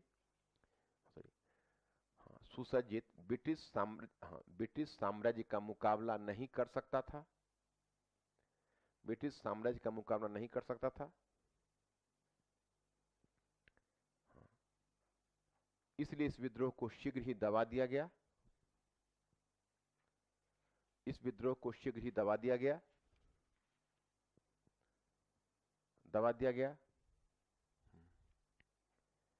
और मतलब क्या होता है, यूनिवर्सिटी वगैरह में जो ऊपर एजुकेशन में जाओगे, जब डीयू वगैरह में, चाहे तो वो तो मान के चलते हैं कि नैरेटिव बच्चा जानता है, हमको सिर्फ उसको एनालिसिस देना है, उसको क्रिटिसाइज करके बताना है, और बच्चा नैरेटिव जानता नहीं रहता है।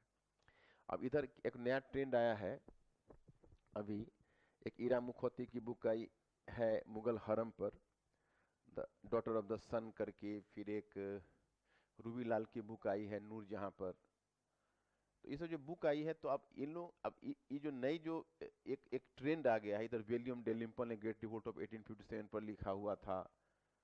तो इन लोगों का कहना है कि देखो भाई, ये जो हिस्टोरियंस सब स्मार्ट तो बहुत हैं, इसमें कोई दो राय नहीं है, लेकिन उन्होंने क्या किया है कि इतिहास के विषय में नैरेटिव को ही उड़ा दिया है। तो नैरेटिव को उड़ा दिया है, नैरेटिव का महत्व बहुत कम हो गया, इतिहास हो गया केवल क्रिटिकल एनालिसिस। तो उससे क्या हुआ कि इतिहास विद्वानों के वर्ग में, जैसे संस्कृत भाषा एक समय थी ना, कि संस्कृत भाषा देववाणी हो गई तो देवलोक में ही पधार गई, तो उसी प्रकार से जो हिस्ट्री हो गया है वो विद्वानों की चीज हो गई।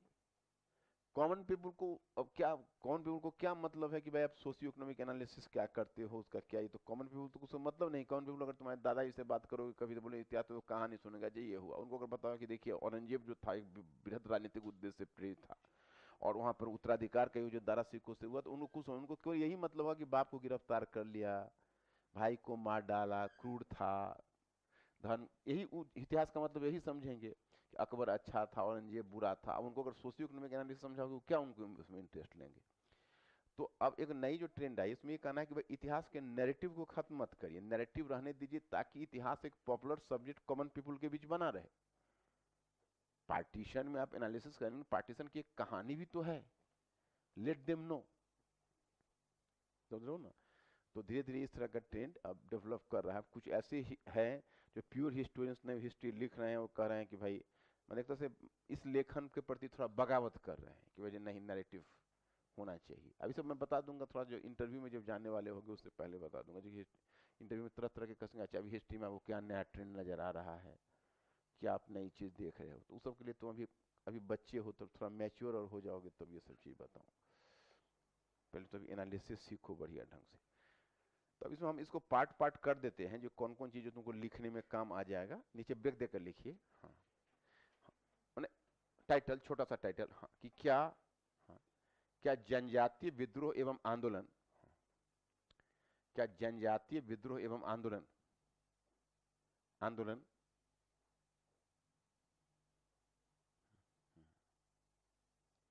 ब्रिटिश शासन, ब्रिटिश शासन के विरुद्ध वास्तविक चुनौती खड़ी कर सके।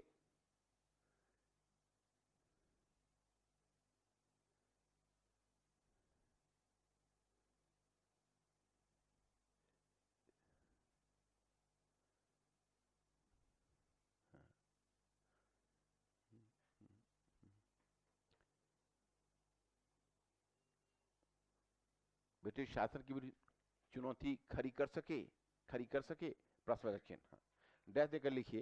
हाँ, हाँ, हाँ, लिखिए, हाँ, डैश देकर लिखिए। हाँ, लिखिए, हाँ, लिखिए, इन आंदोलनों और विद्रोहों का आधार क्षेत्रीय, इन आंदोलनों का आधार क्षेत्रीय, आधार क्षेत्रीय, उद्देश्य सीमित, उद्देश्य सीमित और दृष्टिकोण, दृष्टिकोण संकीर्ण था, दृष्टिकोण संकीर्ण था।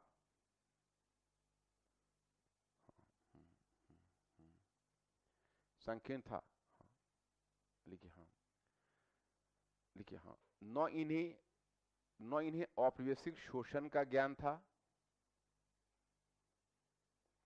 न इन्हें औपनिवेशिक शोषण का ज्ञान था,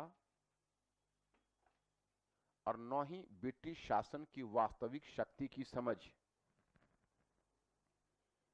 और न ही ब्रिटिश शासन की वास्तविक शक्ति की समझ, ब्रिटिश शासन की वास्तविक शक्ति की समझ, ब्रिटिश शासन की वास्तविक शक्ति की समझ, समझ,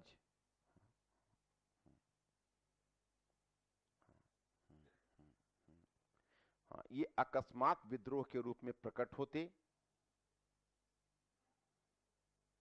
ये अकस्मात विद्रोह के रूप में प्रकट होते, तथा तथा शीघ्र, तथा शीघ्र विलीन हो जाते, तथा शीघ्र विलीन हो जाते। पॉइंट नंबर 2, हाँ, हाँ, हाँ, हाँ, देखिए, हाँ, हाँ, देखिए, हाँ, जनजातीय नेताओं के द्वारा, जनजातीय नेताओं के द्वारा, जनजातीय समूह को संगठित करने, जनजातीय समूह को संगठित करने की पद्धति भी पृथक थी, जनजातीय समूह को संगठित करने की पद्धति भी पृथक थी।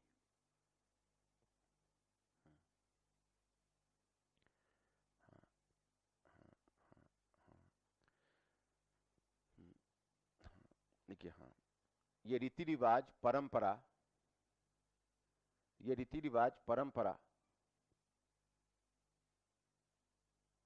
और अंधविश्वास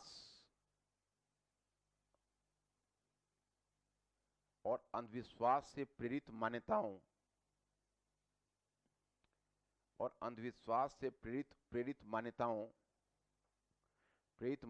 के आधार पर संगठित होते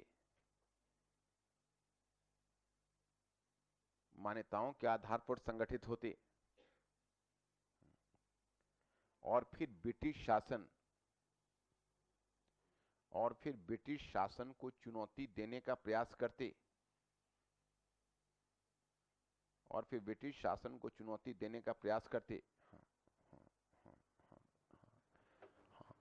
इन आंदोलनों का दृष्टिकोण मसीहावादी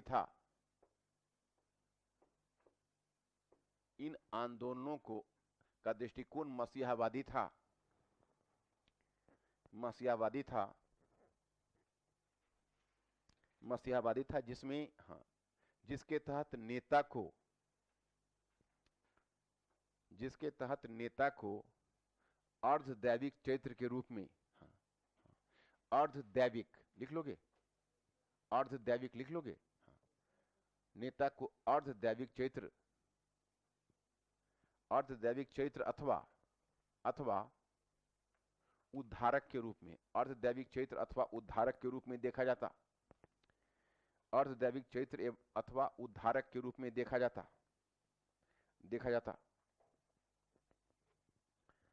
देखो ये जो दूसरा वाला पॉइंट मैंने कहा है वो पॉइंट क्या है मैं आपको बताना चाहूंगा।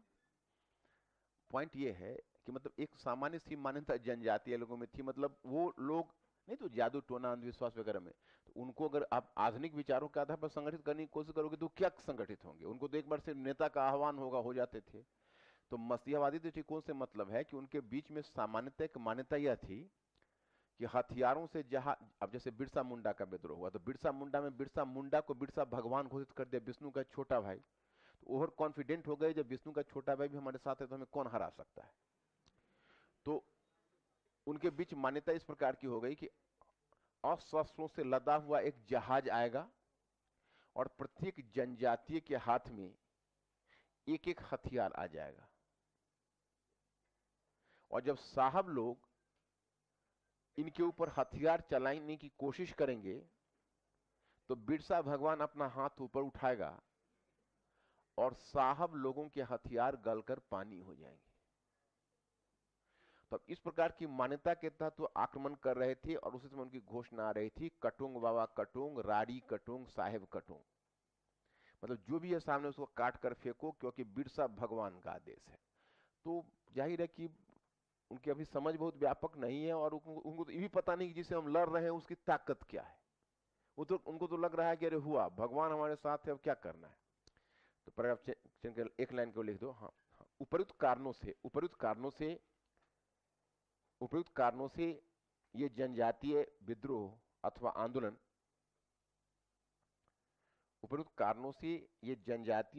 एवं आंदोलन ब्रिटिश शासन के विरुद्ध कोई बड़ी चुनौती खड़ी नहीं कर सके। ब्रिटिश शासन के विरुद्ध वास्तविक चुनौती खड़ी नहीं कर सके।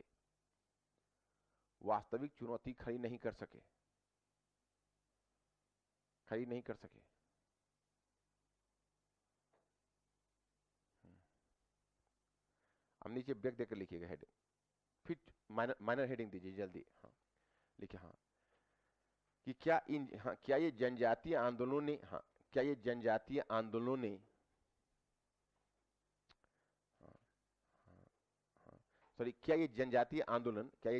आंदोलन अप्रभावी रहे?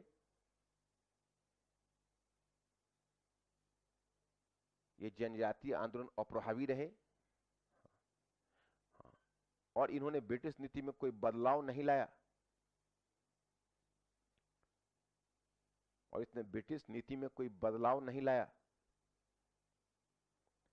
ब्रिटिश नीति में कोई बदलाव नहीं लाया। प्रश्नवाचक चिन्ह डाल देना, डैश देकर लिखिए ऐसा हम नहीं कर सकते हैं, ऐसा हम नहीं कर सकते हैं, ऐसा हम नहीं कर सकते हैं, नहीं कर सकते हैं। यद्यपि यद्यपि यद्यपि यद्यपि यह सही है,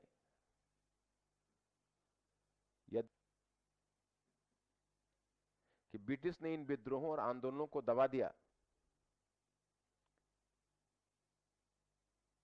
ब्रिटिश ने इन विद्रोहों और आंदोलनों को दबा दिया, इन विद्रोहों और आंदोलनों को दबा दिया, दबा दिया, दबा दिया। परंतु यह भी सही है, परंतु यह भी सही है, परंतु यह भी सही है कि ब्रिटिश ने ब्रिटिश ने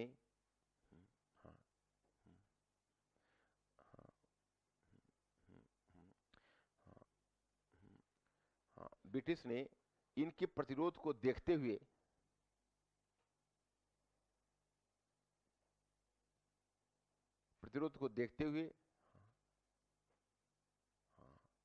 अपनी प्रशासनिक नीति में ने कट कर दो, ने नहीं होगा यहाँ, ब्रिटिश ने कट कर दो, ब्रिटिश इन प्रतिरोध को, इनके प्रतिरोध को देखते हुए अपनी प्रशासनिक नीति में, अपनी प्रशासनिक नीति में थोड़ा परिवर्तन लाने के लिए विवश हुए, अपनी प्रशासनिक नीति में थोड़ा परिवर्तन लाने के लिए विवश हुए, परिवर्तन लाने के लिए विवश हुए, विवश हुए, विवश हुए। उदाहरण के लिए कोल जनजाति के विद्रोह के बाद, कोल जनजाति के विद्रोह के बाद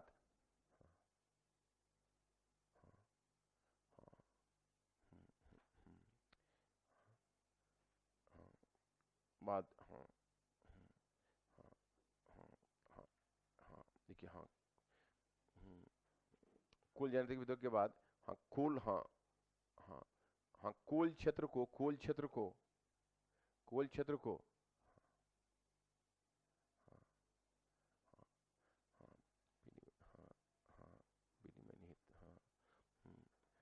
एक विशिष्ट क्षेत्र घोषित कर दिया गया, एक विशिष्ट क्षेत्र घोषित कर दिया गया,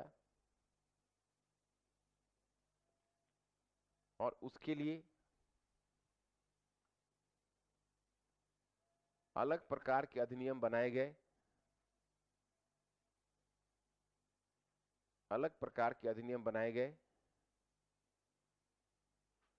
तथा इस बात का भी ध्यान रखा गया, इस बात का भी ध्यान रखा गया कि उनकी भूमि पर, उनकी भूमि का गलत तरीके से अधिग्रहण नहीं हो, उनकी भूमि का गलत तरीके से अधिग्रहण नहीं हो, गलत तरीके से अधिग्रहण नहीं हो, अधिग्रहण नहीं हो,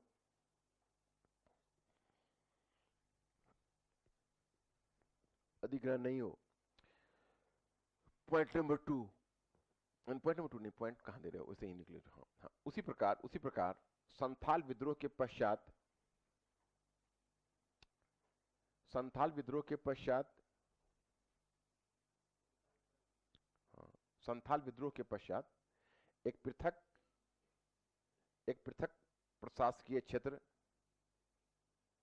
एक पृथक प्रशासकीय क्षेत्र संथाल परगना का गठन किया गया, एक पृथक प्रशासकीय क्षेत्र संथाल परगना का गठन किया गया, संथाल परगना का गठन किया गया। अंत में मुंडा विद्रोह के पश्चात, मुंडा विद्रोह के पश्चात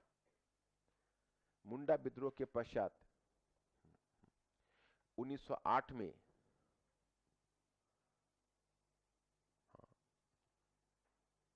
मुंडा विद्रोह के पश्चात 1908 में छोटा नागपुर रेतवारी कानून लाया गया।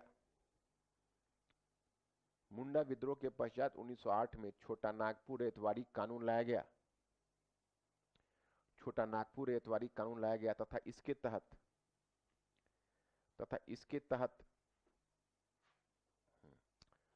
तहत छोटा नागपुर के किसानों को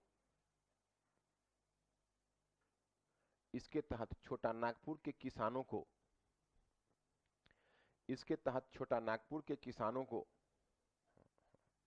बिहार के किसानों से छोटा नागपुर के किसानों को बिहार के किसानों से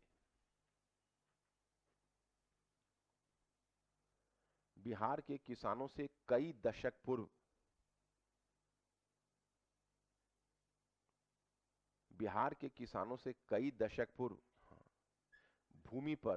भूमि पर दखली दे दी गई।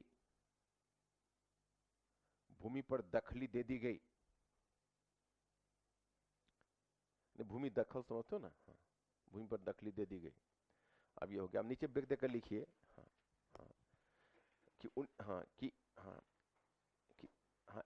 इन जनजातीय आंदोलनों का महत्व। क्या समझा नहीं?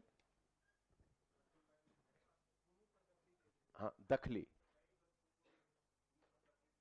हाँ, मतलब उससे पहले क्या था कि उनको भूमि का मतलब भूमि पर नियंत्रण नहीं, मतलब जैसे सारा भूमि तो दे दिया गया जमींदारों को, उनका है, उनका उसमें कुछ पावर नहीं है। जैसे उनके मतलब नॉर्मली क्या होता था कि उस भूमि पर उनका दावा नहीं था। पहली बार उनको भूमि पर दावा दिया गया। तो पहले मतलब बिहार के किसानों को यह हक आगे चलकर मिला, लेकिन छोटा नागपुर के जो मुंडा थे उनको यह अधिकार पहले मिल गया। तो कहीं ना कहीं जो मुंडा विद्रोह हुआ उसका इंपैक्ट है। समझ रहे हो ना? वही चीज है। नीचे ब्रेक देकर लिखिए। हाँ, इन जनजातीय आंदोलनों का महत्व, फिर महत्व डैश देकर लिखिए।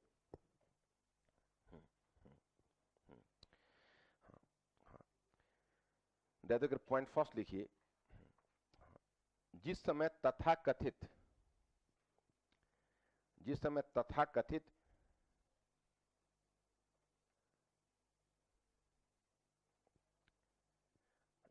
तथाकथित सभ्य कहे जाने वाले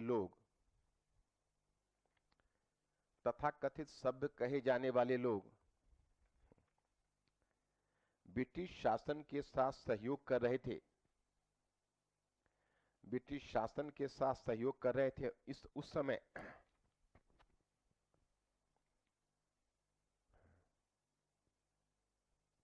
ब्रिटिश शासन के साथ सहयोग कर रहे थे। उस समय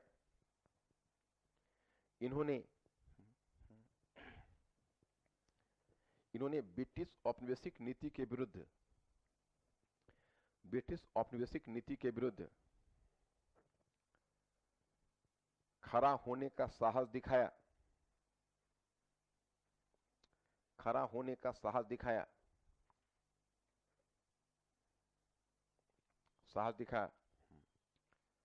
पॉइंट नंबर 2 कि उन्होंने पॉइंट नंबर 2 इन्होंने ग्रामीण प्रतिरोध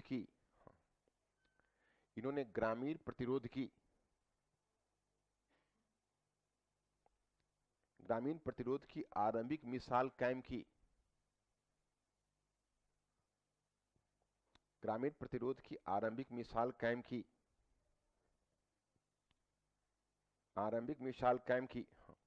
एक देशी से संथाल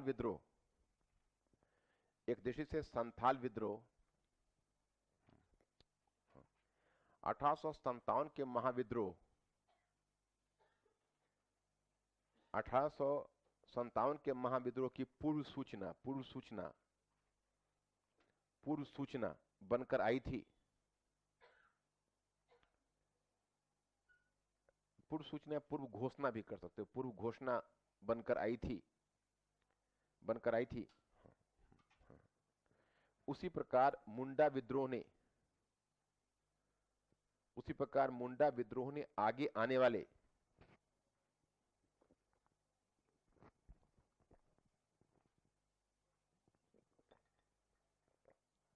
आगे आने वाले सभी जनजातीय आंदोलनों को प्रेरणा दी। आगे आने वाले सभी जनजातीय आंदोलनों को प्रेरणा दी। सभी जनजातीय आंदोलनों को प्रेरणा दी। प्रेरणा दी। समझ गए? अब देखो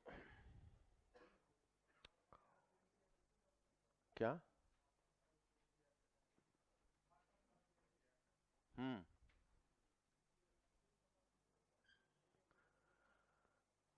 झारखंड का मुद्दा बहुत आगे चल कर आया है।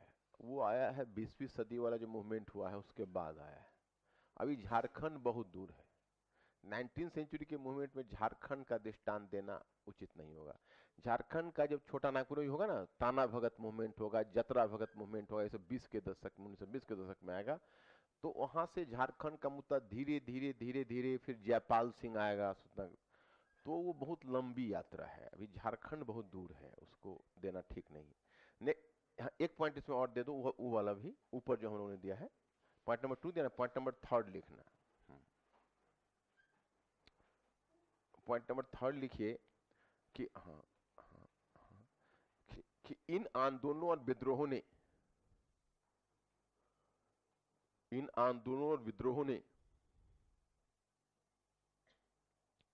जनजातीय लोगों के संदर्भ में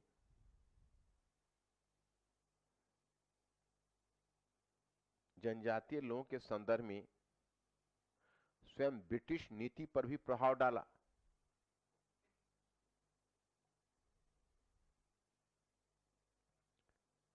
जनजातीय लोगों के संदर्भ में स्वयं ब्रिटिश नीति, स्वयं ब्रिटिश नीति पर भी प्रभाव डाला। Is this one clear?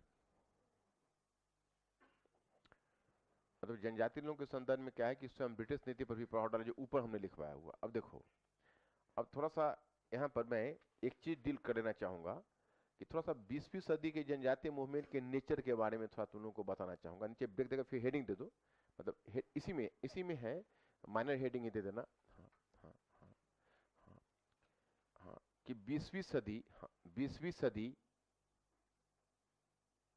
में होने वाले जनजातीय आंदोलन, 20वीं सदी में होने वाले जनजातीय आंदोलन, जनजातीय आंदोलन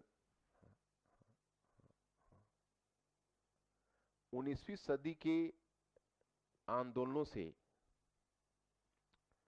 19वीं सदी के आंदोलनों से अपने स्वरूप में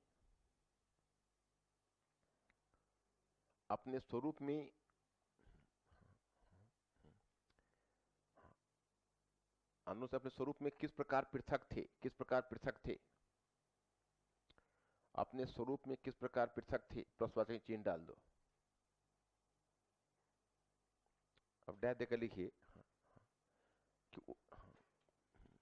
देखिए 20वीं सदी के जनजातीय आंदोलन, 20वीं सदी के जनजातीय आंदोलन आंदोलन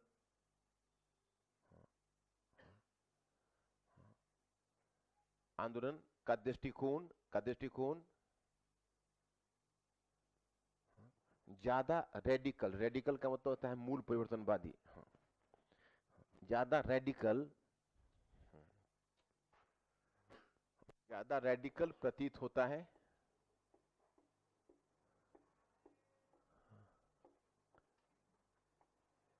ज्यादा रेडिकल प्रतीत होता है। और यह और ये हाँ, हाँ, और ये हाँ, हाँ, बृहद, हाँ, हाँ, हाँ, ये हाँ, हाँ, हाँ, और ये बाह्य, हाँ, बाह्य मुद्दों से भी जुड़ते चले गए। ये बाह्य मुद्दों से भी जुड़ते चले गए, बाह्य मुद्दों से भी जुड़ते चले गए, जुड़ते चले गए। देखिए उदाहरण के लिए उड़ीसा में खोंद जनजाति, उदाहरण के लिए उड़ीसा में खोंद जनजाति उड़ीसा में खोंद जनजाति, हाँ, जनजाति के लोगों ने विद्रोह किया, लोगों ने विद्रोह किया, लोगों ने विद्रोह किया, हाँ, हाँ, विद्रोह किया, हाँ, हाँ, हाँ, उन्हें उन्हें इस बात का ज्ञान था, इस बात का ज्ञान था कि प्रथम विश्व युद्ध में ब्रिटेन की स्थिति जर्मनी से कमजोर हो रही है। प्रथम विश्व युद्ध में ब्रिटेन की स्थिति जर्मनी के जर्मनी के समक्ष कमजोर पड़ रही है। ब्रिटेन की स्थिति जर्मनी के समक्ष कमजोर पड़ रही है।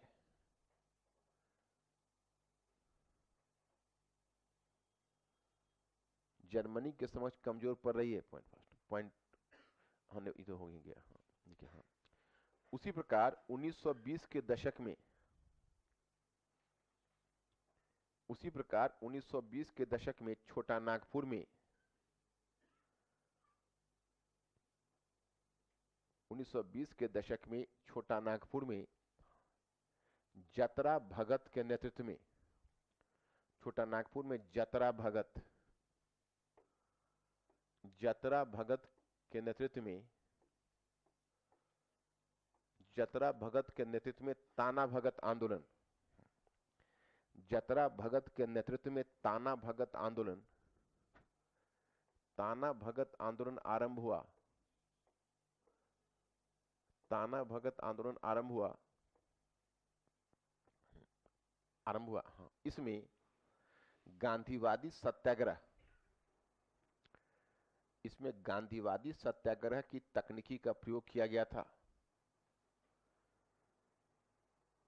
इसमें गांधीवादी सत्याग्रह की तकनीकी का प्रयोग किया गया था, तकनीकी का प्रयोग किया गया था, प्रयोग किया गया था। हाँ, हाँ, हाँ। इसके अतिरिक्त इसके अतिरिक्त इसके अतिरिक्त अतिरिक्त 1925, हाँ, हाँ, हाँ, हाँ, 1922 में आंध्र प्रदेश के रंपा क्षेत्र में 1922 में आंध्र प्रदेश के रंपा, आंध्र प्रदेश के रंपा क्षेत्र में, रंपा क्षेत्र में अल्लूरी सीताराम राजू, रंपा क्षेत्र में अल्लूरी सीताराम राजू, अल्लूरी सीताराम राजू, सीताराम राजू के अंतर्गत, अल्लूरी सीताराम राजू के अंतर्गत एक विद्रोह हुआ, विद्रोह हुआ। इस विद्रोह में सीताराम राजू ने, इस विद्रोह में सीताराम राजू ने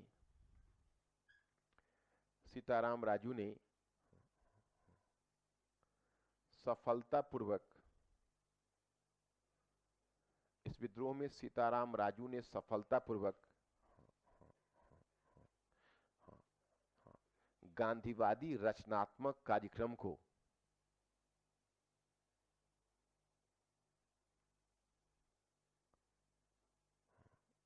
गांधीवादी रचनात्मक कार्यक्रम को अपने द्वारा अपनाई गई, अपने द्वारा अपनाई गई,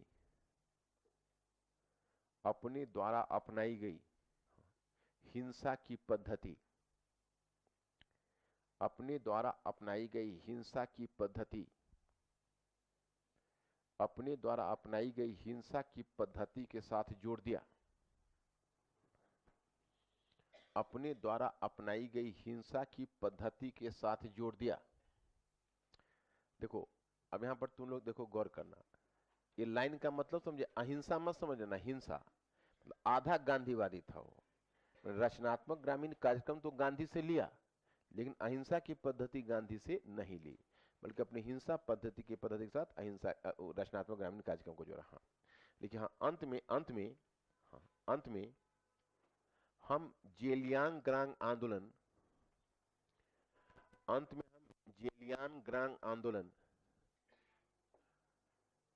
जेलियांगग्रांग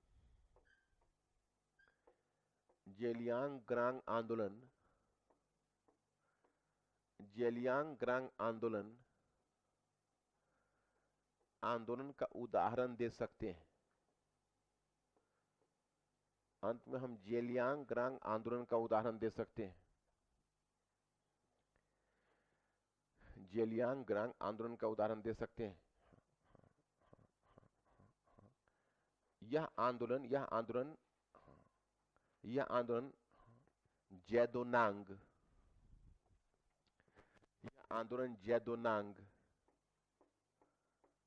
जैदोनांग नामक एक नेता के द्वारा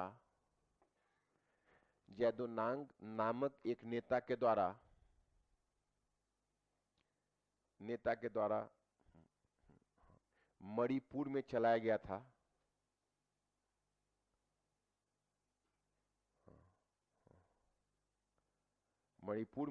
था। चला गया था। आगे उसे गिरफ्तार कर जेल खाने में डाल दिया गया।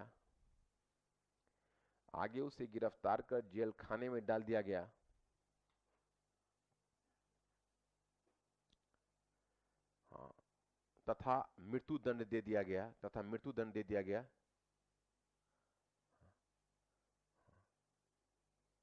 तो फिर उसकी भतीजी रानी गैडेल्यू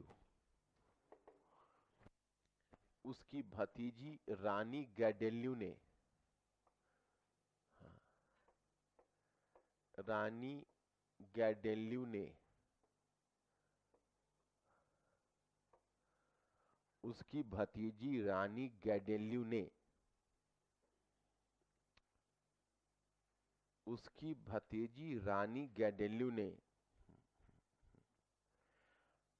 इस आंदोलन को संगठित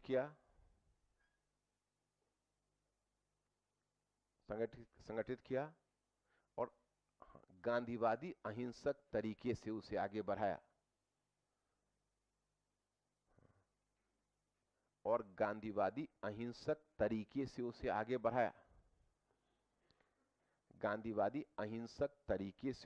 बढ़ाया।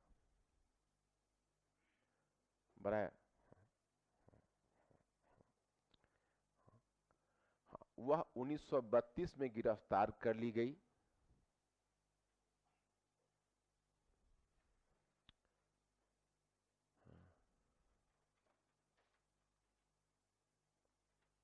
1932 में गिरफ्तार कर ली गई और भारत की आजादी तक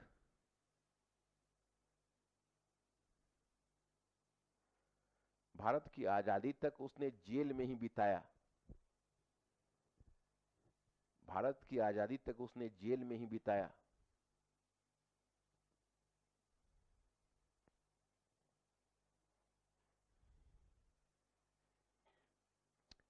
जेल में ही बिताया। हाँ हाँ, फिर आजादी के बाद नेहरू ने उसकी देशभक्ति की खुलकर सराहना की।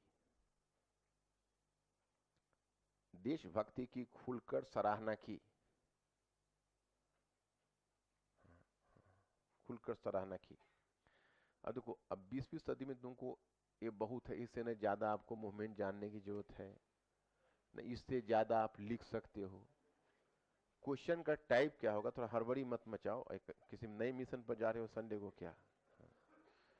बस 2 मिनट रुको, अभी 2-4 मिनट अब छोड़ ही रहा हूं तुम्हें। क्वेश्चन मॉडल प्रश्न लिखो, उसमें क्या क्या कवर करना है। पहला प्रश्न लिखो। हाँ,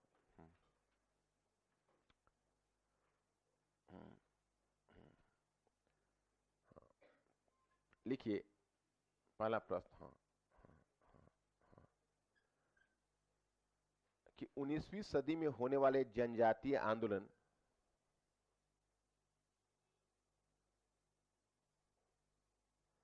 19वीं सदी में होने वाले जनजातीय आंदोलन औपनिवेशिक अर्थव्यवस्था के तर्कशास्त्र में ही निहित थे। औपनिवेशिक अर्थव्यवस्था के तर्कशास्त्र में ही निहित थे।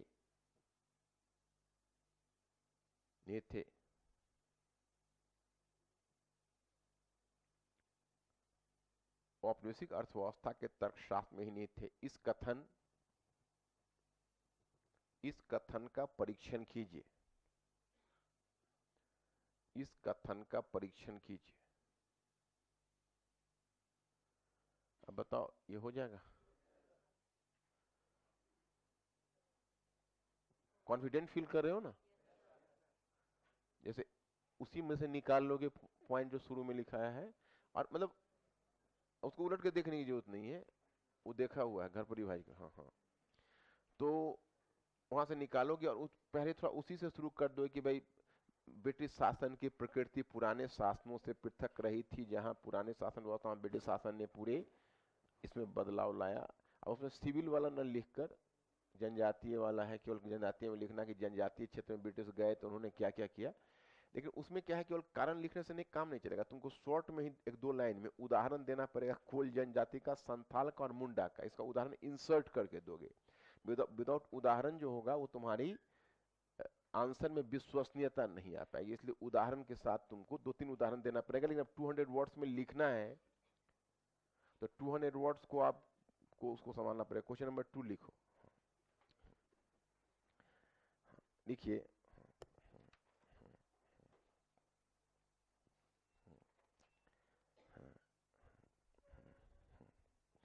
नीचे से उभरने वाला इतिहास क्या है?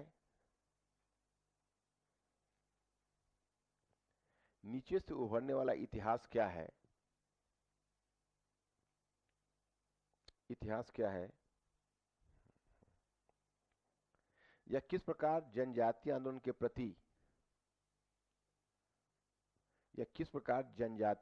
प्रति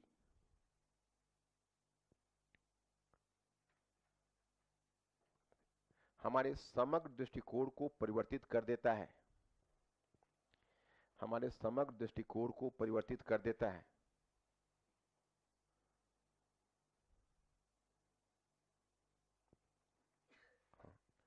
कुछ प्रमुख जनजातीय आंदोलनों के संदर्भ में, फिर कुछ प्रमुख जनजातीय आंदोलनों के संदर्भ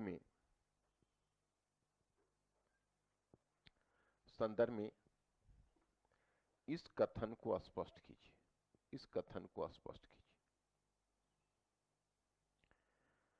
अब थोड़ा सा मुझे ये श्योर करके बताओ कि तुम्हारे बुकलेट में ये क्वेश्चन का आंसर दिया तो नहीं हुआ है, क्योंकि यहाँ पर मार्क लगा हुआ है ना? जैसे बुकलेट तुम ये जो सेकंड वाला बुकलेट है वो है तुम्हारे पास? निकालो तो।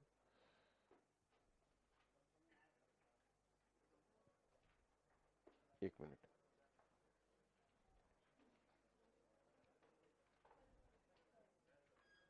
है कितना? 18। हाँ देखो ये तुम्हारा क्वेश्चन है, इसको मार्क कर लो। ये क्वेश्चन जहां दूसरा वाला लिखा है ना, वहां नीचे ब्रैकेट डालो और ब्रैकेट डालो। हाँ, बुकलेट पेज संख्या 19। इसको बढ़िया से पढ़ लेना तुम लोग, पढ़ के समझ लो कि समझा दूं, समझा दें। जैसे बचपन क्लास में याद होगा जो टीचर पाठ पढ़ाते थे क्या? हाँ देखो, बदलते हुए परिप्रेक्ष्य में इतिहास लेखन का दृष्टिकोण भी बदलता रहा है, समझ रहे हो? एक समय था जब केवल अभिजात वर्ग इतिहास के अध्ययन के केंद्र में था तथा इतिहास लेखकों का ध्यान अभिजात वर्गीय संगठन और विचारधाराओं पर केंद्रित रहा था। मैंने सबाल्टर्न बताया था ना तुम लोगों को, क्या? हाँ, पड़ोसी कहीं पर निर्भर हो, बुकलेट लेके क्यों नहीं आते हो? हाँ, हाँ। वो पहला वाला बुकलेट लेके क्यों घूम रहे हो? दूसरा वाला क्या हुआ तुम्हारा? तथा इतिहास लेखकों का ध्यान अभिजात वर्गीय संगठन विचारधाराओं पर केंद्रित, परंतु कालांतर में चलकर एक नवीन दृष्टिकोण का विकास हुआ जिसने समाज में दलित वर्ग की सुध ली। उदाहरण के लिए साम्राज्यवादी और राष्ट्रवादी लेखन ने इतिहास को ऊपर से देखा, यद्यपि मार्क्सवादी लेखन ने इतिहास के दृष्टिकोण में, अभी तुम बुकलेट मंगा ही रहे हो, कहाँ से मंगाए थे, कैसे इंपोर्टेड करवाए थे क्या? हाँ, मार्क्सवादी लेखन के इतिहास के दृष्टिकोण में थोड़ा परिवर्तन लाया, परंतु जिसे हम नीचे से उभरने वाला इतिहास कहते हैं वो सबाल्टर्न इतिहास लेखन की देन है। ये परिचय तो क्लियर हो गया होगा क्या? सबाल्टर्न इतिहास लेखन का बल नेतृत्व की भूमिका की जगह सामाजिक प्रक्रिया के अध्ययन पर रहा तथा इसने स्थापित करने का प्रयास किया कि नेता जनसामान्य की दिशा नहीं देता और कि नीचे से उभरने वाला दबाव नेतृत्व को दिशा देता है। इस नवीन दृष्टिकोण का स्वाभाविक परिणाम हुआ कि असभ्य कहे जाने वाले लोगों के असंतोष और विद्रोह इतिहास लेखन के विषय बन गए। और फिर जब तक इन घटनाओं को पुलिस रिपोर्ट के में कानून अब तक इन घटनाओं को पुलिस रिपोर्ट में कानून का उल्लंघन और आपराधिक घटनाएं बताई जाती थी, उन्हें अब जन विद्रोह के रूप में देखा जाने लगा। इस क्रम में 19वीं सदी के संथाल और मुंडा विद्रोह की घटनाओं को लिया जा सकता है। संथालों का विद्रोह वर्षों से सुलग रहा था, असंतोष का परिणाम था जब स्वयं उनके द्वारा विकसित भूमि पर ब्रिटिश ने जमींदारों को स्थापित कर दिया तथा उसे शोषण की प्रक्रिया से साहूकार जुड़ गए। फिर भागलपुर राजमहल के सिद्धू और कन्हू जैसे जनजातीय नेताओं के अंतर्गत संगठित होकर 1855 में उन्होंने ब्रिटिश के विरुद्ध विद्रोह कर दिया। उसी प्रकार की घटनाएं 19वीं सदी में अंत में छोटा नागपुर में देखी जा सकती, जिस मुंडा अथवा उल्लंघन विद्रोह के रूप में देखा गया। मुंडाओं ने कृषि संबंधित अधिकारों पर आघात हुआ तो बिरसा मुंडा के नेतृत्व में मुंडाओं ने 1898 में ब्रिटिश के विरुद्ध विद्रोह करते हुए उन पर धावा बोल दिया। संथाल और मुंडा विद्रोह जन विप्लव था, परंतु उसके स्वरूप समझने के लिए इतिहास लेखन संबंधी दृष्टिकोण में परिवर्तित लाना आवश्यक था। अतः अंत में यह काम सबाल्टर्न इतिहास लेखन के द्वारा पूरा करने का प्रयास किया गया, जिसने नीचे से उभरने वाले इतिहास के अध्ययन की पहल की।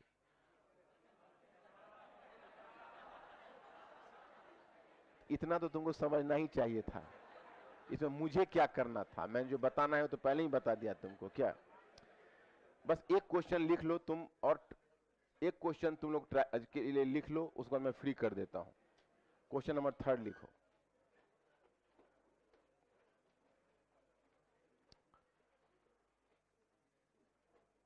क्वेश्चन नंबर 3 लिखो, लिखिए कि 20वीं सदी में होने वाले महत्वपूर्ण जनजातीय आंदोलनों पर टिप्पणी करते हुए